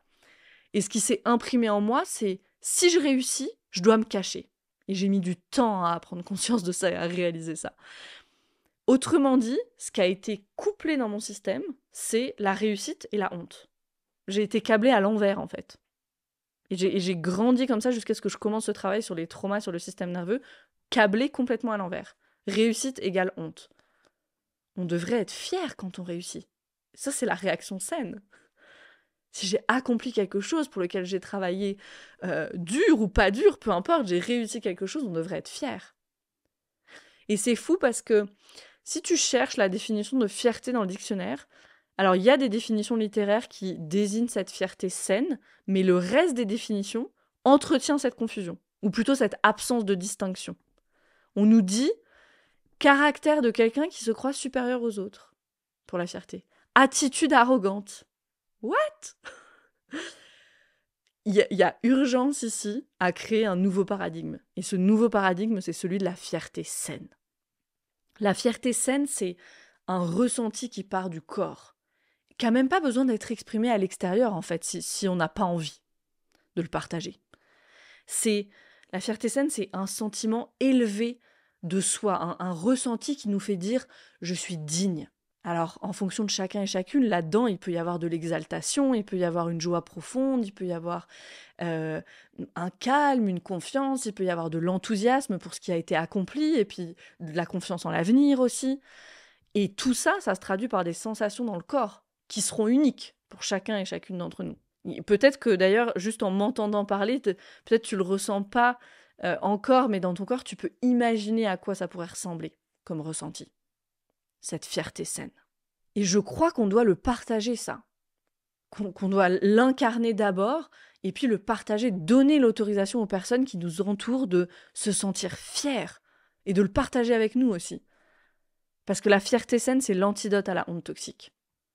C'est quelque chose qu'on explore en profondeur, ça, dans mon programme Rise. Encore une fois, parce que c'est la racine de tout. Et il n'y a qu'en créant ce nouveau paradigme, en connectant à la fierté saine, qu'on va pouvoir inverser la tendance, qu'on va pouvoir mettre fin à l'épidémie de honte toxique qui vient du trauma et qui est à la racine de l'autosabotage. Qui fait que la plupart des personnes ne s'autorisent même pas à se demander « qu'est-ce que je veux vraiment ? Quels sont mes désirs profonds ?» Parce qu'il n'y a même pas d'interoception. L'interoception, c'est la perception de notre intérieur. Il n'y a pas de felt sense à cet endroit-là, elles ne sentent pas. Mais pourquoi elles ne sentent pas ? Parce que c'était pas sûr, c'était pas safe de ressentir. Il fallait s'adapter pour pouvoir continuer à se développer dans un environnement qui ne nous acceptait pas dans la totalité de qui nous sommes. Et alors, quant à accepter nos désirs profonds, c'était une autre dimension complètement inexistante. Mais maintenant, ça, c'est terminé quand on est adulte. Et on doit prendre la décision que c'est terminé. Fini la honte toxique qui nous fait nous cacher, fini l'auto-sabotage dès qu'on aimerait aller vers les choses qui nous nourrissent profondément et qui sont importantes pour nous. Fini de donner la priorité à tout le reste, sauf à ça, parce que ça nous permet de nous distraire et de rester dans notre zone familière. Je dis familière, hein, j'ai pas dit notre zone de confort, parce que pour la plupart d'entre nous, elle n'est pas confortable du tout, cette zone-là. Ça, c'est terminé. Et je t'invite à prendre la décision forte que c'est terminé. Là, à la fin de cet épisode. Et on arrive sur la fin. Et je vais résumer. Donc ce que je t'invite à faire, c'est que je t'invite à réécouter cet épisode et à décider d'identifier les croyances qui sont nées de la honte pour toi, à décider ce que tu vas faire pour les changer. Tu vas décider de donner la priorité au fait de soutenir tes mitochondries, d'aller vers la santé optimale pour avoir de l'énergie pour faire ce que tu veux vraiment, d'explorer les sensations qui sont présentes quand tu accomplis quelque chose et de t'autoriser, de donner l'autorisation aux autres aussi de se sentir fier, de te permettre d'expérimenter dans le corps cette fierté saine. Imagine ça. Imagine un monde comme ça. Et on peut le créer, ce monde-là. Et si tu es prêt, prête à travailler sur tout ça, rejoins la liste d'attente de mon programme Rise. Ce serait une joie immense d'être dans ton équipe, d'être dans ta team sur ce chemin-là, sur ce grand beau chemin qu'est le chemin de la guérison. Et en attendant, je te souhaite une belle exploration. Et pour le moment, on continue ensemble sur ce sujet fondamental que sont les conséquences du trauma. Qu'est-ce que la dérégulation du système nerveux qui s'ensuit laisse en nous comme trace ? Et une des traces, c'est un comportement qui devient même un trait de personnalité. C'est ce que j'appelle l'anxiété ambitieuse.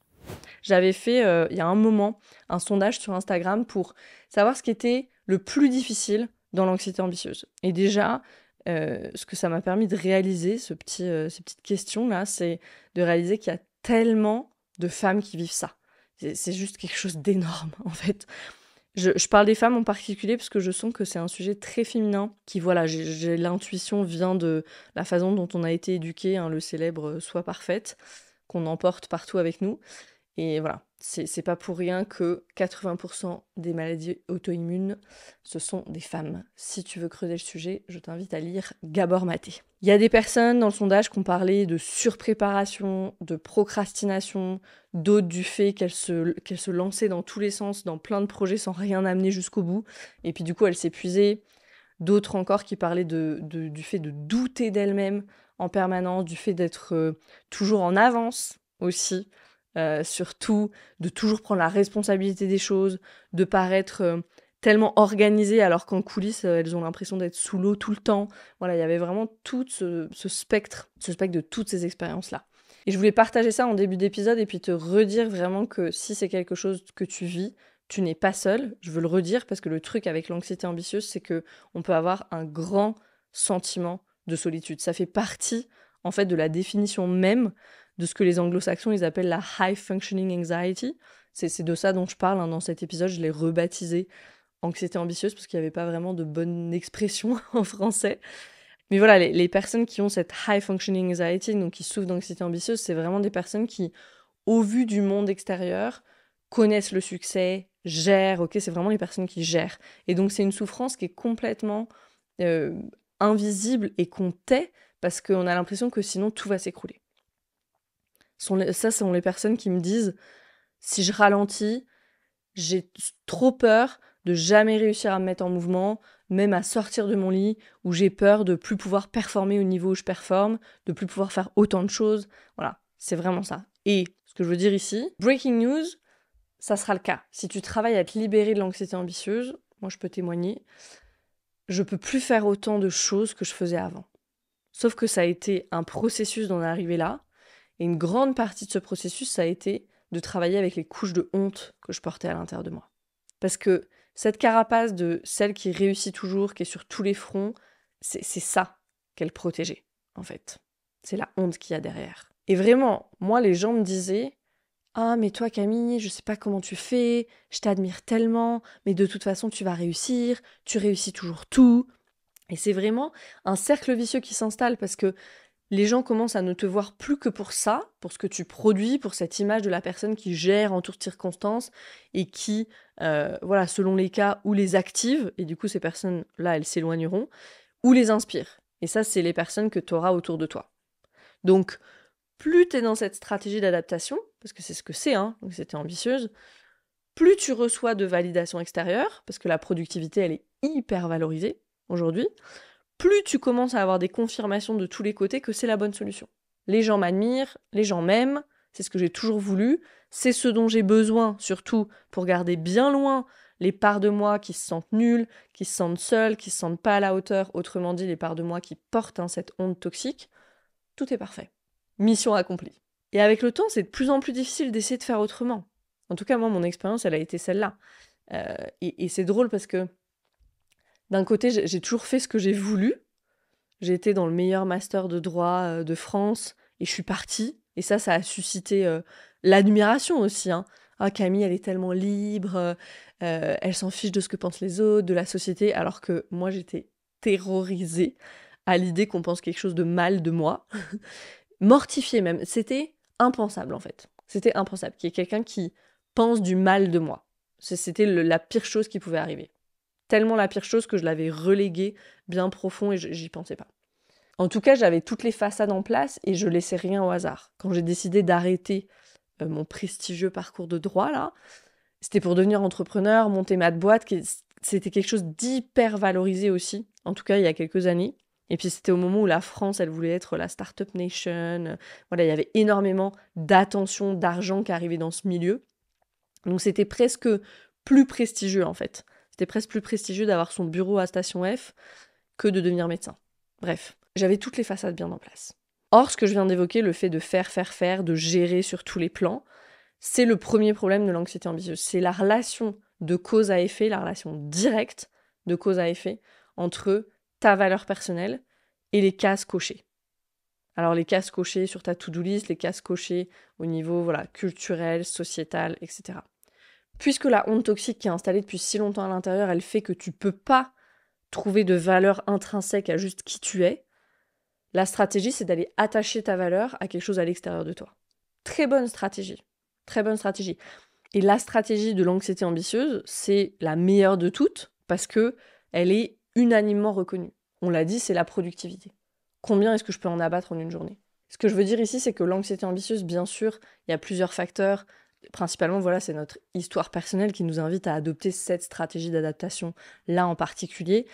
Elle trouve sa source, cette anxiété ambitieuse, en premier lieu dans la honte toxique, et en partie aussi dans un déséquilibre des énergies féminines, masculines. Si on remet un peu de contexte aussi historique, les femmes, elles sont arrivée dans un milieu du travail qui était très masculin. Les femmes se sont mises à travailler, les hommes travaillaient déjà. Donc, elles ont dû adopter des modes de fonctionnement qui étaient masculins à la base. Après, voilà, ça s'est doucement rééquilibré un petit peu. Et encore, on n'y est pas. Il y a toujours pas de salle de sieste pour les femmes enceintes dans toutes les entreprises. Ok. Donc, il y a ça aussi. Et du coup, ce qu'on va faire, c'est que on a beaucoup plus cette énergie masculine. Donc, on va tout faire depuis un espace de volonté, de se mettre un coup de pied dans les fesses, de il faut. Et moi, la première, je vais pas mentir, c'est un tel conditionnement que je dois m'attraper tout le temps, juste pour m'autoriser parfois à ne rien faire de productif. Et en plus, quand on est entrepreneur et qu'on aime profondément ce qu'on fait, c'est encore plus dur de poser ces limites-là parce que la frontière, elle est floue entre travail, plaisir, loisir. Il y a toujours ce « oui, mais j'aime ce que je fais ». Et donc la question, c'est quoi le risque ? De quoi t'as peur ? Ou plus précisément, de quoi les parts de toi protectrices, elles ont peur si tu travailles pas tout le temps, si t'es pas dans la productivité tout le temps. Qu'est-ce qu'il y a derrière ? Souvent, il y a ce truc de « j'ai peur que tout s'écroule ». Moi, je sais que j'étais là-dedans à 1000%. Et encore parfois, je me dis « ah, si je suis pas là, les choses risquent de se déliter, de pas aller aussi bien, etc. » Quand les choses s'accélèrent, qu'il y a un peu de stress, me mettre dans un tunnel de travail, ça reste ma stratégie d'adaptation principale, encore aujourd'hui. La différence aujourd'hui, c'est que je peux absolument le voir, il y a une grande conscience, et parfois ça revient. Et ce qu'il nous faut préciser sur le sujet de l'anxiété ambitieuse, c'est que c'est pas juste le fait de travailler beaucoup, ou même de gérer sur tous les fronts. C'est tout un package. Et ici, je vais être extrêmement transparente sur ce sujet parce que, comme celui de la honte toxique, ils sont intimement liés, moi je reviens de très loin. Très loin. Et on voit toujours les personnes comme elles sont maintenant, mais je pense que tu sens que je parle vraiment avec mes tripes là dans cet épisode parce que je sais. Je sais pas que théoriquement, je sais viscéralement. Le besoin de garder la face, la peur que tout s'écroule, l'urgence à travailler encore plus dans les moments où mon corps il en peut plus et que je suis moins efficace. L'anxiété ambitieuse, c'est un portrait robot, ou c'était un portrait robot de moi. Heureusement qu'il a bien évolué, mais qui revient parfois. Il faut être très honnête là-dessus. La différence maintenant, c'est que ça dure pas et je suis plus dans le fluidement fonctionnel, donc ça marche pas très longtemps. Il y a cette grande clarté qui me permet de voir. Ah, et c'est intéressant parce que c'est pas juste de la clarté, il y a aussi la compassion qui accompagne la clarté. De dire, oh waouh, ouais, dans ce moment, il y a vraiment pas d'autre solution là. Ok, super, je vais me déconnecter, puis travailler, ça va me permettre de me déconnecter pendant un moment, et puis après, je vais revenir. Et je vais être un peu plus régulée, donc je vais pouvoir voir ce qui s'est passé. Ça reste une stratégie d'adaptation, mais en même temps, il y a beaucoup de recul, et du coup, il y a beaucoup plus de paix. Donc je vais traverser un petit peu les éléments de ce package de ce qu'est l'anxiété ambitieuse. Un premier élément, c'est l'incapacité à la présence, à être présente. Je vous dis pas combien de fois, moi, mon mari, il a pu me dire « tu m'écoutes jamais ». Et vraiment, je ne comprenais pas pourquoi il disait ça. Moi, j'avais l'impression d'écouter, mais lui, il se sentait pas entendu. Parce que in fact, j'étais ailleurs. Les seules compagnes avec qui j'étais en intimité, pendant des années, moi, c'était mes to-do list. Donc cette incapacité à être présente à d'autres aspects de sa vie, et aux autres, et aux personnes qui comptent énormément pour nous. Et c'est là où peut-être, là où l'aspect tragique il est, en fait, est très difficile. Un deuxième élément, c'est la déconnexion de pourquoi on fait les choses, de son pourquoi profond, de tout ce pourquoi on a commencé, ce qui nous nourrissait, ce qui nous est rêvé au début. L'épuisement qui arrive nécessairement avec l'anxiété ambitieuse nous vide complètement. Je me souviens, moi, comme j'ai pu être en mode robot à plein de moments dans mon activité, rien ne me touchait, je faisais ce que j'avais à faire. Et je crois qu'en un sens, ça m'a aidée, peut-être à certains moments, parce qu'il y a plein de dessous de l'entrepreneuriat, de mon activité en particulier, qui sont pas faciles. Les critiques sur les réseaux, les personnes qui sont pas contentes alors qu'on donne déjà tellement. Mais voilà, c'est comme ça, il y aura toujours ça. Et dans ces moments-là, dans ces moments où c'était difficile, me remettre au travail, c'était vraiment une stratégie d'adaptation hyper fonctionnelle pour moi. Mais le prix à payer, il est élevé, c'est la déconnexion. La déconnexion de ce que je suis en train de faire, la déconnexion de toute la passion et la joie et de mon pourquoi profond. Je fais les choses. Et ça, c'est problématique parce que du coup, on n'est pas nourri. Donc on fait, puis il n'y a rien en retour, on n'est pas nourri. Et donc ça amène cet épuisement. Donc c'est un cycle, vraiment un cercle vicieux. Et puis je l'ai un petit peu évoqué avec le premier élément, mais je vais le redire ici, la déconnexion de soi et des autres. Moi, j'avais une tendance plutôt évitante dans l'attachement. Donc l'isolement que procure le travail, d'être juste sur mon ordi, là, toute seule à faire mes trucs, c'était une vraie source de sécurité pour moi. Il a fallu que je prenne conscience de ça. Et je me souviens que depuis que je suis très très jeune, ça a été une stratégie d'adaptation pour moi. Quand c'était le chaos complet dans la maison, réviser, apprendre encore plus, c'était mon refuge. Plus tard après, parce que vous le savez, on emporte ces stratégies d'adaptation dans la vie d'adulte, c'est devenu maladaptif, ça m'a fait m'éloigner de certaines relations, ça m'a fait m'éloigner de mes amis à certains moments de ma vie. Ça, c'est une chose que je regrette, c'est une chose dont j'ai dû faire le deuil. Et me laisser traverser, faire le deuil, c'est me laisser traverser par la tristesse d'avoir fait certains choix, de moments que j'ai pas vécu, d'amitiés qui se sont déliées à cause de ça. Et je suis toujours triste quand j'y pense aujourd'hui, et en même temps, j'ai une grande compassion pour cette version de moi qui ne pouvait pas faire autrement dans ce moment-là, parce qu'il y avait trop d'activation. L'anxiété ambitieuse, c'est aussi de la dérégulation constante, parce qu'il y a ce stress chronique constamment. Donc avec des symptômes physiques, des douleurs de dos, ça peut être une digestion perturbée. Moi, j'avais de l'eczéma partout, j'avais constamment mal dans le bas du dos sans qu'il y ait rien de mécanique. J'avais des trapèzes en béton. Et j'allais chez l'ostéo, mais ça m'aidait pas. Ça m'aidait sur le moment, mais ça revenait toujours. Donc il y a tous ces symptômes physiques aussi. Il y a bien sûr la fatigue, j'ai évoqué un petit peu l'épuisement, mais la fatigue, voire même qui va jusqu'au burn-out, les surrénales qui n'en peuvent plus. Ça aussi, à plein de moments, je me souviens, j'avais même plus l'énergie pour des choses qui me plaisaient. Combien de fois avec mon mari, arrivé vendredi soir, on n'a encore rien prévu pour ce week-end. Parce qu'on n'avait plus d'énergie, plus d'espace mental pour prévoir quoi que ce soit. Et donc, le week-end, on était à la maison et on finissait par travailler. Des mois et des mois, ça a été comme ça. Et ça, avec le temps, ça affecte beaucoup le moral. Et je me dis qu'heureusement, j'avais aussi le concept de ressources qui était très clair en moi, grâce à la somatic experiencing. Et malgré cette stratégie d'adaptation hyper forte, j'avais une grande conscience des moments où j'étais sans ressources, sous-ressourcée. Et ça m'a vraiment permis de faire des breaks et de prendre des pauses, parfois juste avant que ça n'aille trop loin.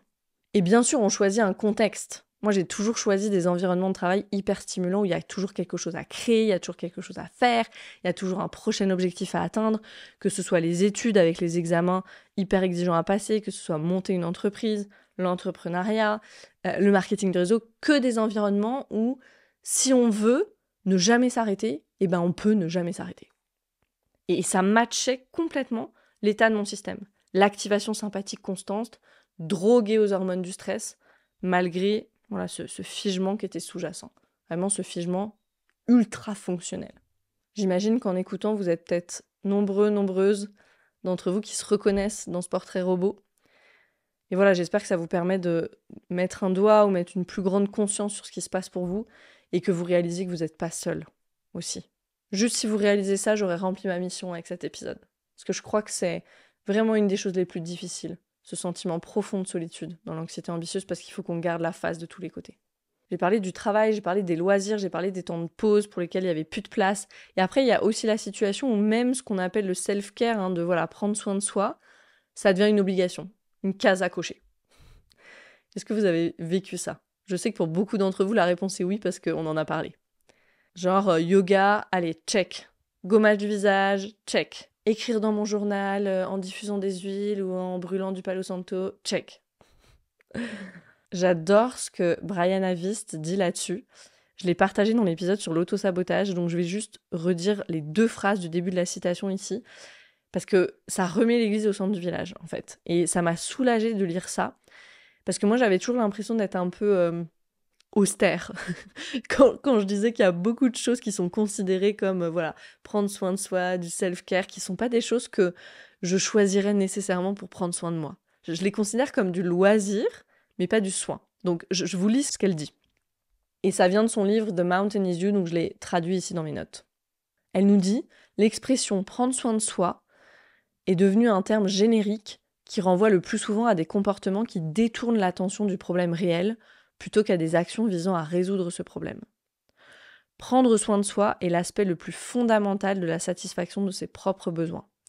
Outre votre sécurité de base, vous avez besoin d'être nourri, de bien dormir, de vivre dans un environnement propre, de vous habiller correctement et de vous autoriser à ressentir ce que vous ressentez sans jugement ni répression. Donc je reformule, ce dont elle parle, c'est quand ce self-care là, ça devient des obligations parce que ça devrait me faire du bien. Alors que t'es déjà épuisé et peut-être la meilleure façon là de prendre soin de toi, et sûrement c'est de prioriser ton sommeil et de prendre rendez-vous chez l'ostéo. Mais voilà, on peut pas montrer ça sur Instagram, ça coche pas de cases non plus dans la to-do list, donc on va brûler du Palo Santo. Mon conseil, c'est si le self-care ça devient un dictat, un item à cocher sur la liste, ne le fais pas. Et moi, j'ai mis du temps à me libérer de ça. Les gommages, les rituels, les masques, brûler de l'encens, nanana. Le monde du bien-être, il est truffé de toutes ces choses qui n'ont rien à voir, et ça, je veux vraiment insister là-dessus, toutes ces choses qui n'ont rien à voir avec la satisfaction de nos besoins profonds, dont parle Brianna Wiest. La satisfaction de nos besoins corporels. Juste, on commence par ça. Du besoin de se sentir en sécurité, d'être bien nourri, de bien dormir, de pouvoir exprimer ce qu'on a exprimé. Ça, c'est des besoins profonds. Ça n'a rien à voir avec brûler du Palo Santo. Ce qui se passe avec l'anxiété ambitieuse, c'est que souvent, on est dans le go, go, go, go, go, jusqu'à ce qu'on puisse plus, jusqu'à ce que ces petits trucs-là de self-care, ça ne suffise plus. Et là, ce qu'on fait, c'est que soit on s'écroule, soit on lâche tout et on part en vacances. Je me souviens d'une de mes premières clientes en coaching qui a commencé à faire des crises d'angoisse. Elle avait fait 2 grosses crises d'angoisse dans sa vie et elle venait me voir parce qu'elle ne comprenait pas. À chaque fois, c'était en vacances, quand elle était détendue, que tout allait bien. Elle avait une brillante carrière dans le droit pour laquelle elle s'était tuée à la tâche pendant des années, des rythmes de fou au travail. Et la détente, en fait, son système ne savait pas quoi en faire. Et plus que ça, c'était une expansion bien trop intense pour son système qui était en constante contraction. Et ça, c'est typique du rythme de quelqu'un qui est employé, notamment travail, jusqu'à arriver épuisé en vacances et d'un coup, plus rien. Plus de deadline, plus d'obligations, beaucoup moins de stress du coup. Et c'est comme si le système, il était comme ça, tout contracté. Ok, c'était une myrtille. Si vous m'écoutez en audio seulement, je suis en train de fermer mes mains là. Et d'un coup, il entre dans une grande expansion et on passe d'une myrtille à une pastèque. Et c'est trop. Et quand c'est trop, dans un système nerveux dérégulé, où est-ce qu'on va ? Dans notre vortex traumatique. Pour elle, c'était les crises d'angoisse. Cette notion de capacité, ok, je l'explique en détail dans mon programme Arise. Je pense que c'est le concept le plus oublié et pourtant le plus crucial quand on fait le travail avec son système nerveux. Donc justement, je veux parler un peu de comment j'ai travaillé, moi, avec mon système nerveux et puis avec les parts de moi sur ce sujet de l'anxiété ambitieuse. Au début, j'ai bien essayé de me reposer, de rester sur la plage et tout ça. Ça marchait pas. Si t'as de l'anxiété ambitieuse, peut-être que tu connais cette sensation quand tu essaies de te poser sur le canapé ou peu importe où, et que t'es envahi d'une espèce d'agitation intérieure, là, d'un besoin presque irrépressible de bouger. C'est comme si tu aimerais te reposer, mais ton corps te laisse pas faire. Et ça, c'est typiquement l'état sympathique. Quand t'es dans cet état, physiologiquement, tu dois te préparer à fuir ou à combattre, et c'est pas du tout le moment de s'installer sur son canapé avec un livre. Okay. D'ailleurs, tu peux même pas te concentrer. Moi, ce que j'ai fait au début, pour ça, c'était vraiment de planifier des temps de repos et des temps très courts de repos après avoir fait de l'activité physique. C'est la seule chose qui marchait pour moi au début. J'avais suffisamment déchargé d'énergie sympathique pour pouvoir, juste me poser 5, 10, 15 minutes. Au début, ça a vraiment commencé avec 5 minutes. C'est pas une blague. Sinon, mes parts protectrices, elles me laissaient pas faire. Sur le travail avec les parts, j'ai passé beaucoup de temps avec mes parts. Je me souviens d'une séance d'IFS qui était ressortie, c'est qu'il y avait une part adolescente qui avait pris le parti de tout contrôler, de performer dans tout ce qu'elle pouvait, sinon il y avait vraiment cette peur que tout allait s'écrouler. Et ça, c'est le moment de mon histoire où j'allais partir de la maison, juste après mon bac, mes parents divorçaient, et avant la rencontre avec cette part, j'avais jamais réalisé à quel point être obligée de voler de mes propres ailes en sachant que le nid serait détruit derrière moi, en fait, et que je pourrais jamais y revenir, ça avait été extrêmement difficile, en fait. Et c'est vraiment en allant à la rencontre de cette part que j'ai pu réaliser ça, parce qu'il y a eu cet échange avec elle. Et donc, à partir de ce moment-là, de mes 17-18 ans, j'ai commencé à travailler encore plus d'arrache-pied, et je me suis plus arrêtée. Donc, ce que j'ai fait, c'est que j'ai passé du temps avec cette part. Je lui ai montré ma vie maintenant, j'ai négocié avec elle à plein de moments, Je suis allée à la rencontre des parts qui portaient de la honte aussi. Ça, j'en ai parlé dans l'épisode sur la honte dans cette série, donc je vais pas te détailler à nouveau, mais ça a été une grosse partie du travail. Ce qu'il y a aussi dans le package de l'anxiété ambitieuse, c'est le doute et la critique intérieure constante. Je l'ai pas dit dans les items du package au début, mais ça devrait y être. Le doute et la critique intérieure constante. Et la critique intérieure, elle fait partie des parts protectrices de nous. Peut-être que c'est pas très intuitif, ça, et tu te dis, elle est plutôt destructive, cette part, pour une part qui essaye de me protéger. Et c'est ça le truc, et je veux le redire ici, c'est ça le truc avec les parts protectrices de nous, c'est que leur seul rôle, c'est de nous empêcher d'expérimenter la douleur. Et elles feront tout ce qui est en leur pouvoir pour arriver à leur fin avec très peu de considération pour les conséquences néfastes dans notre vie actuelle. Elles, leur mission, c'est éviter la douleur. Point. Et donc quand tu vas à la rencontre de tes parts, que ce soit des parts protectrices, que ce soit des parts plus jeunes, pour pouvoir les apaiser, ces parts, pouvoir commencer à collaborer avec elles, ce que tu dois vraiment faire, c'est essayer de comprendre avec curiosité quelle est leur intention. De quoi est-ce qu'elle me protège, cette part-là? On fait ce travail beaucoup dans mon programme Arise. Quelles sont les peurs de cette part? Est-ce que tu as peur de ne pas être aimé si tu fais pas tout ce qu'on attend de toi ou ce que tu penses que les autres attendent de toi? Est-ce que tu as peur d'être abandonné par les personnes que tu aimes et que tu respectes? Est-ce que tu as peur d'être critiqué? Je pense qu'on a tous et toutes ces peurs-là à des degrés différents. Le travail avec les parts, il est très efficace pour avoir de la clarté sur ce point et puis amener du soulagement aussi. Moi, ma bête noire, c'était le repos. Et ça va aussi très bien dans le package de l'anxiété ambitieuse. Ma critique intérieure, elle était maître dans l'art de me faire me sentir coupable quand je prenais du repos. Et je me souviens comme à plein de moments, j'ai pu me sentir nulle, faible, défaillante parce que j'avais besoin de 10 minutes de pause dans la journée. Aujourd'hui, ça me paraît lunaire, mais à ce moment-là, je le vivais comme un échec cuisant. Comment ça, je suis pas capable d'enchaîner? Et ça, c'était des journées où j'avais 6 clients dans la journée, je tournais un épisode de podcast, le soir, j'avais une masterclass, des journées que je pourrais plus jamais faire aujourd'hui. Mais ça me semblait pas assez. Et je me souviens des yeux de mon mari parfois, quand j'étais au bord de craquer, parce qu'il y a eu plein de moments comme ça, complètement incrédule, il me disait « Mais pose-toi un peu, ou ça c'est pas grave, fais-le demain ». Et moi je me mettais dans une colère noire contre lui, parce qu'en vrai j'étais dans une colère noire contre moi, il y avait une part tellement en colère de pas être capable d'en faire encore plus. Et donc le fait qu'il me dise ça, ça venait activer cette part-là de façon hyper violente parfois. Et l'anxiété ambitieuse, c'est ça. On atteint nos objectifs, c'est sûr, mais on détruit tout sur notre passage. À un moment donné de mon activité, je me souviens avoir pensé ça. Je suis arrivée là où je veux être, et je pensais tellement que maintenant, je serais capable de me reposer. Je pensais que quelqu'un serait fier de moi, qu'il y aurait de la joie. Et au lieu de ça, j'étais arrivée sur une terre brûlée parce que j'avais tout brûlé sur mon passage. Il n'y avait plus personne autour de moi pour me donner les félicitations chaleureuses que j'attendais, parce que j'en avais parlé à personne de ce que je faisais. J'avais travaillé dans mon coin. Ça faisait des mois que j'avais pas pris le temps d'appeler une amie. Donc au lieu de la joie, il y avait du désespoir. Au lieu de me sentir remplie, il y avait du vide. Et ça a été un moment très difficile, ce moment de mon activité. Super difficile. Et très difficile parce qu'en même temps, au niveau des objectifs, on va dire, concrets, j'étais là où je voulais être. Mais c'était un moment très dur et qui était le résultat de la façon directe dont j'avais fait les choses. Comme un bulldozer. Anxiété ambitieuse à 1000%.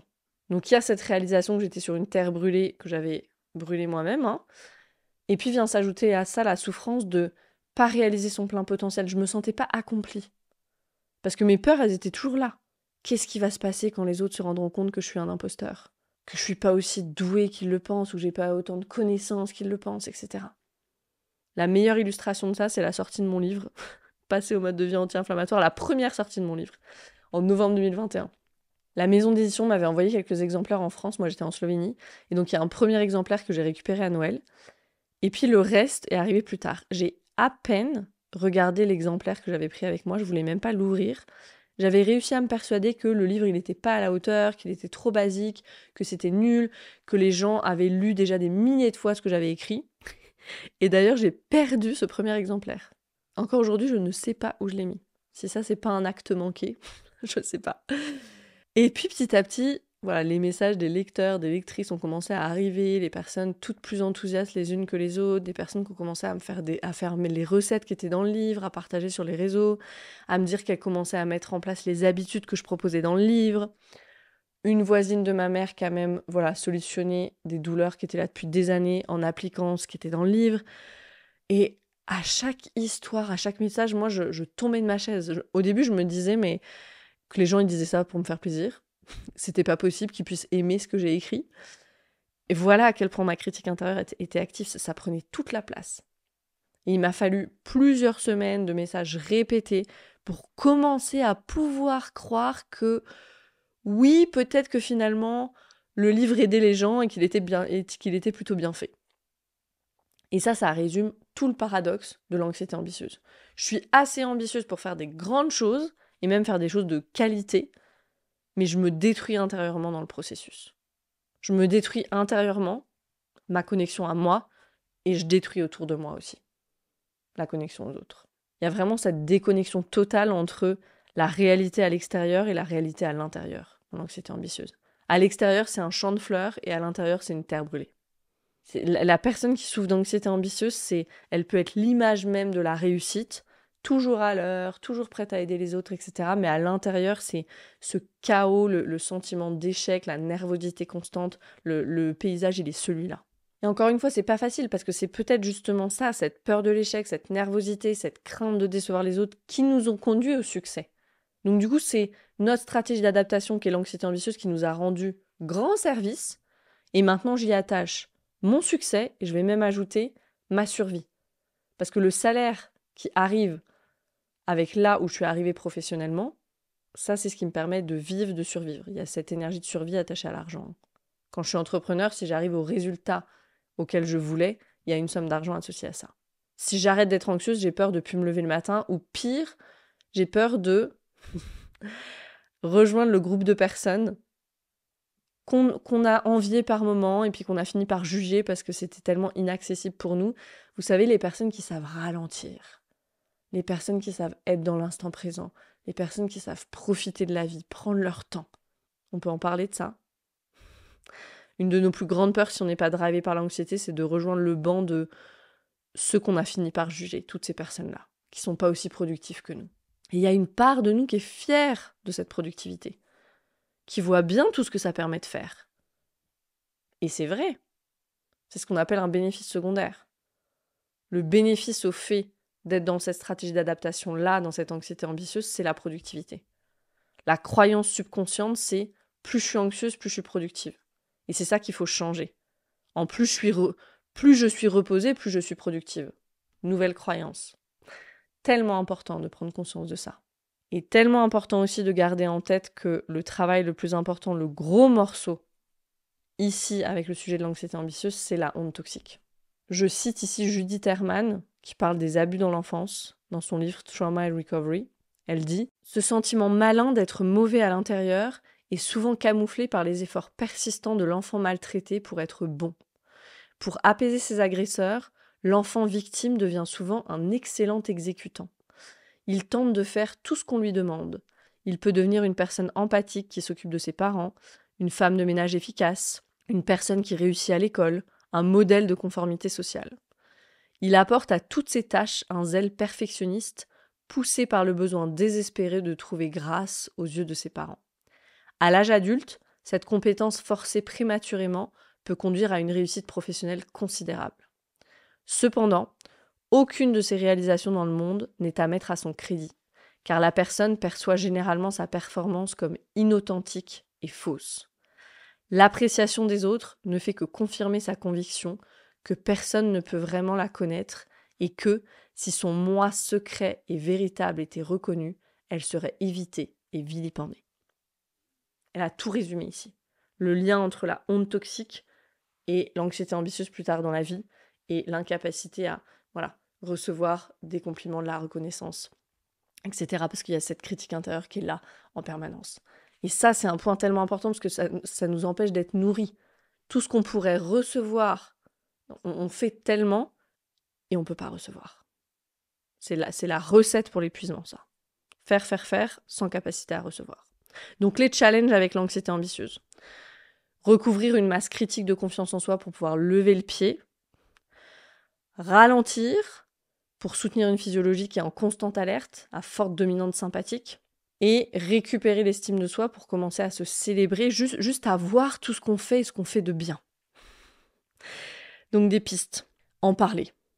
Parce que l'anxiété ambitieuse, c'est un endroit solitaire. Sélectionner des personnes qui sont vraiment là pour toi, comme toi tu en as besoin. Pas comme c'est confortable pour elles. Des personnes qui ne donnent pas de conseils non sollicités, une personne qui est juste là dans la compassion. Si t'es entrepreneur, je crois que s'entourer d'autres entrepreneurs avec qui tu puisses parler de ça, c'est vraiment critique, c'est fondamental. Commencer avec du repos actif. Comme j'ai dit que moi j'avais commencé avec ça, qui est quand même utile pour que, voilà, avant que les parts protectrices elles soient OK pour du repos, pratiquer le repos actif. Peut-être c'est aller marcher, peut-être c'est cuisiner, aller faire du yoga avec une amie, aller marcher avec une amie, etc. Moi j'ai vraiment commencé par ce chemin intellectuel-là, c'est-à-dire c'est bon pour ma santé, donc c'est bon pour ma productivité. Et mes parts protectrices, du coup, elles étaient OK avec ça.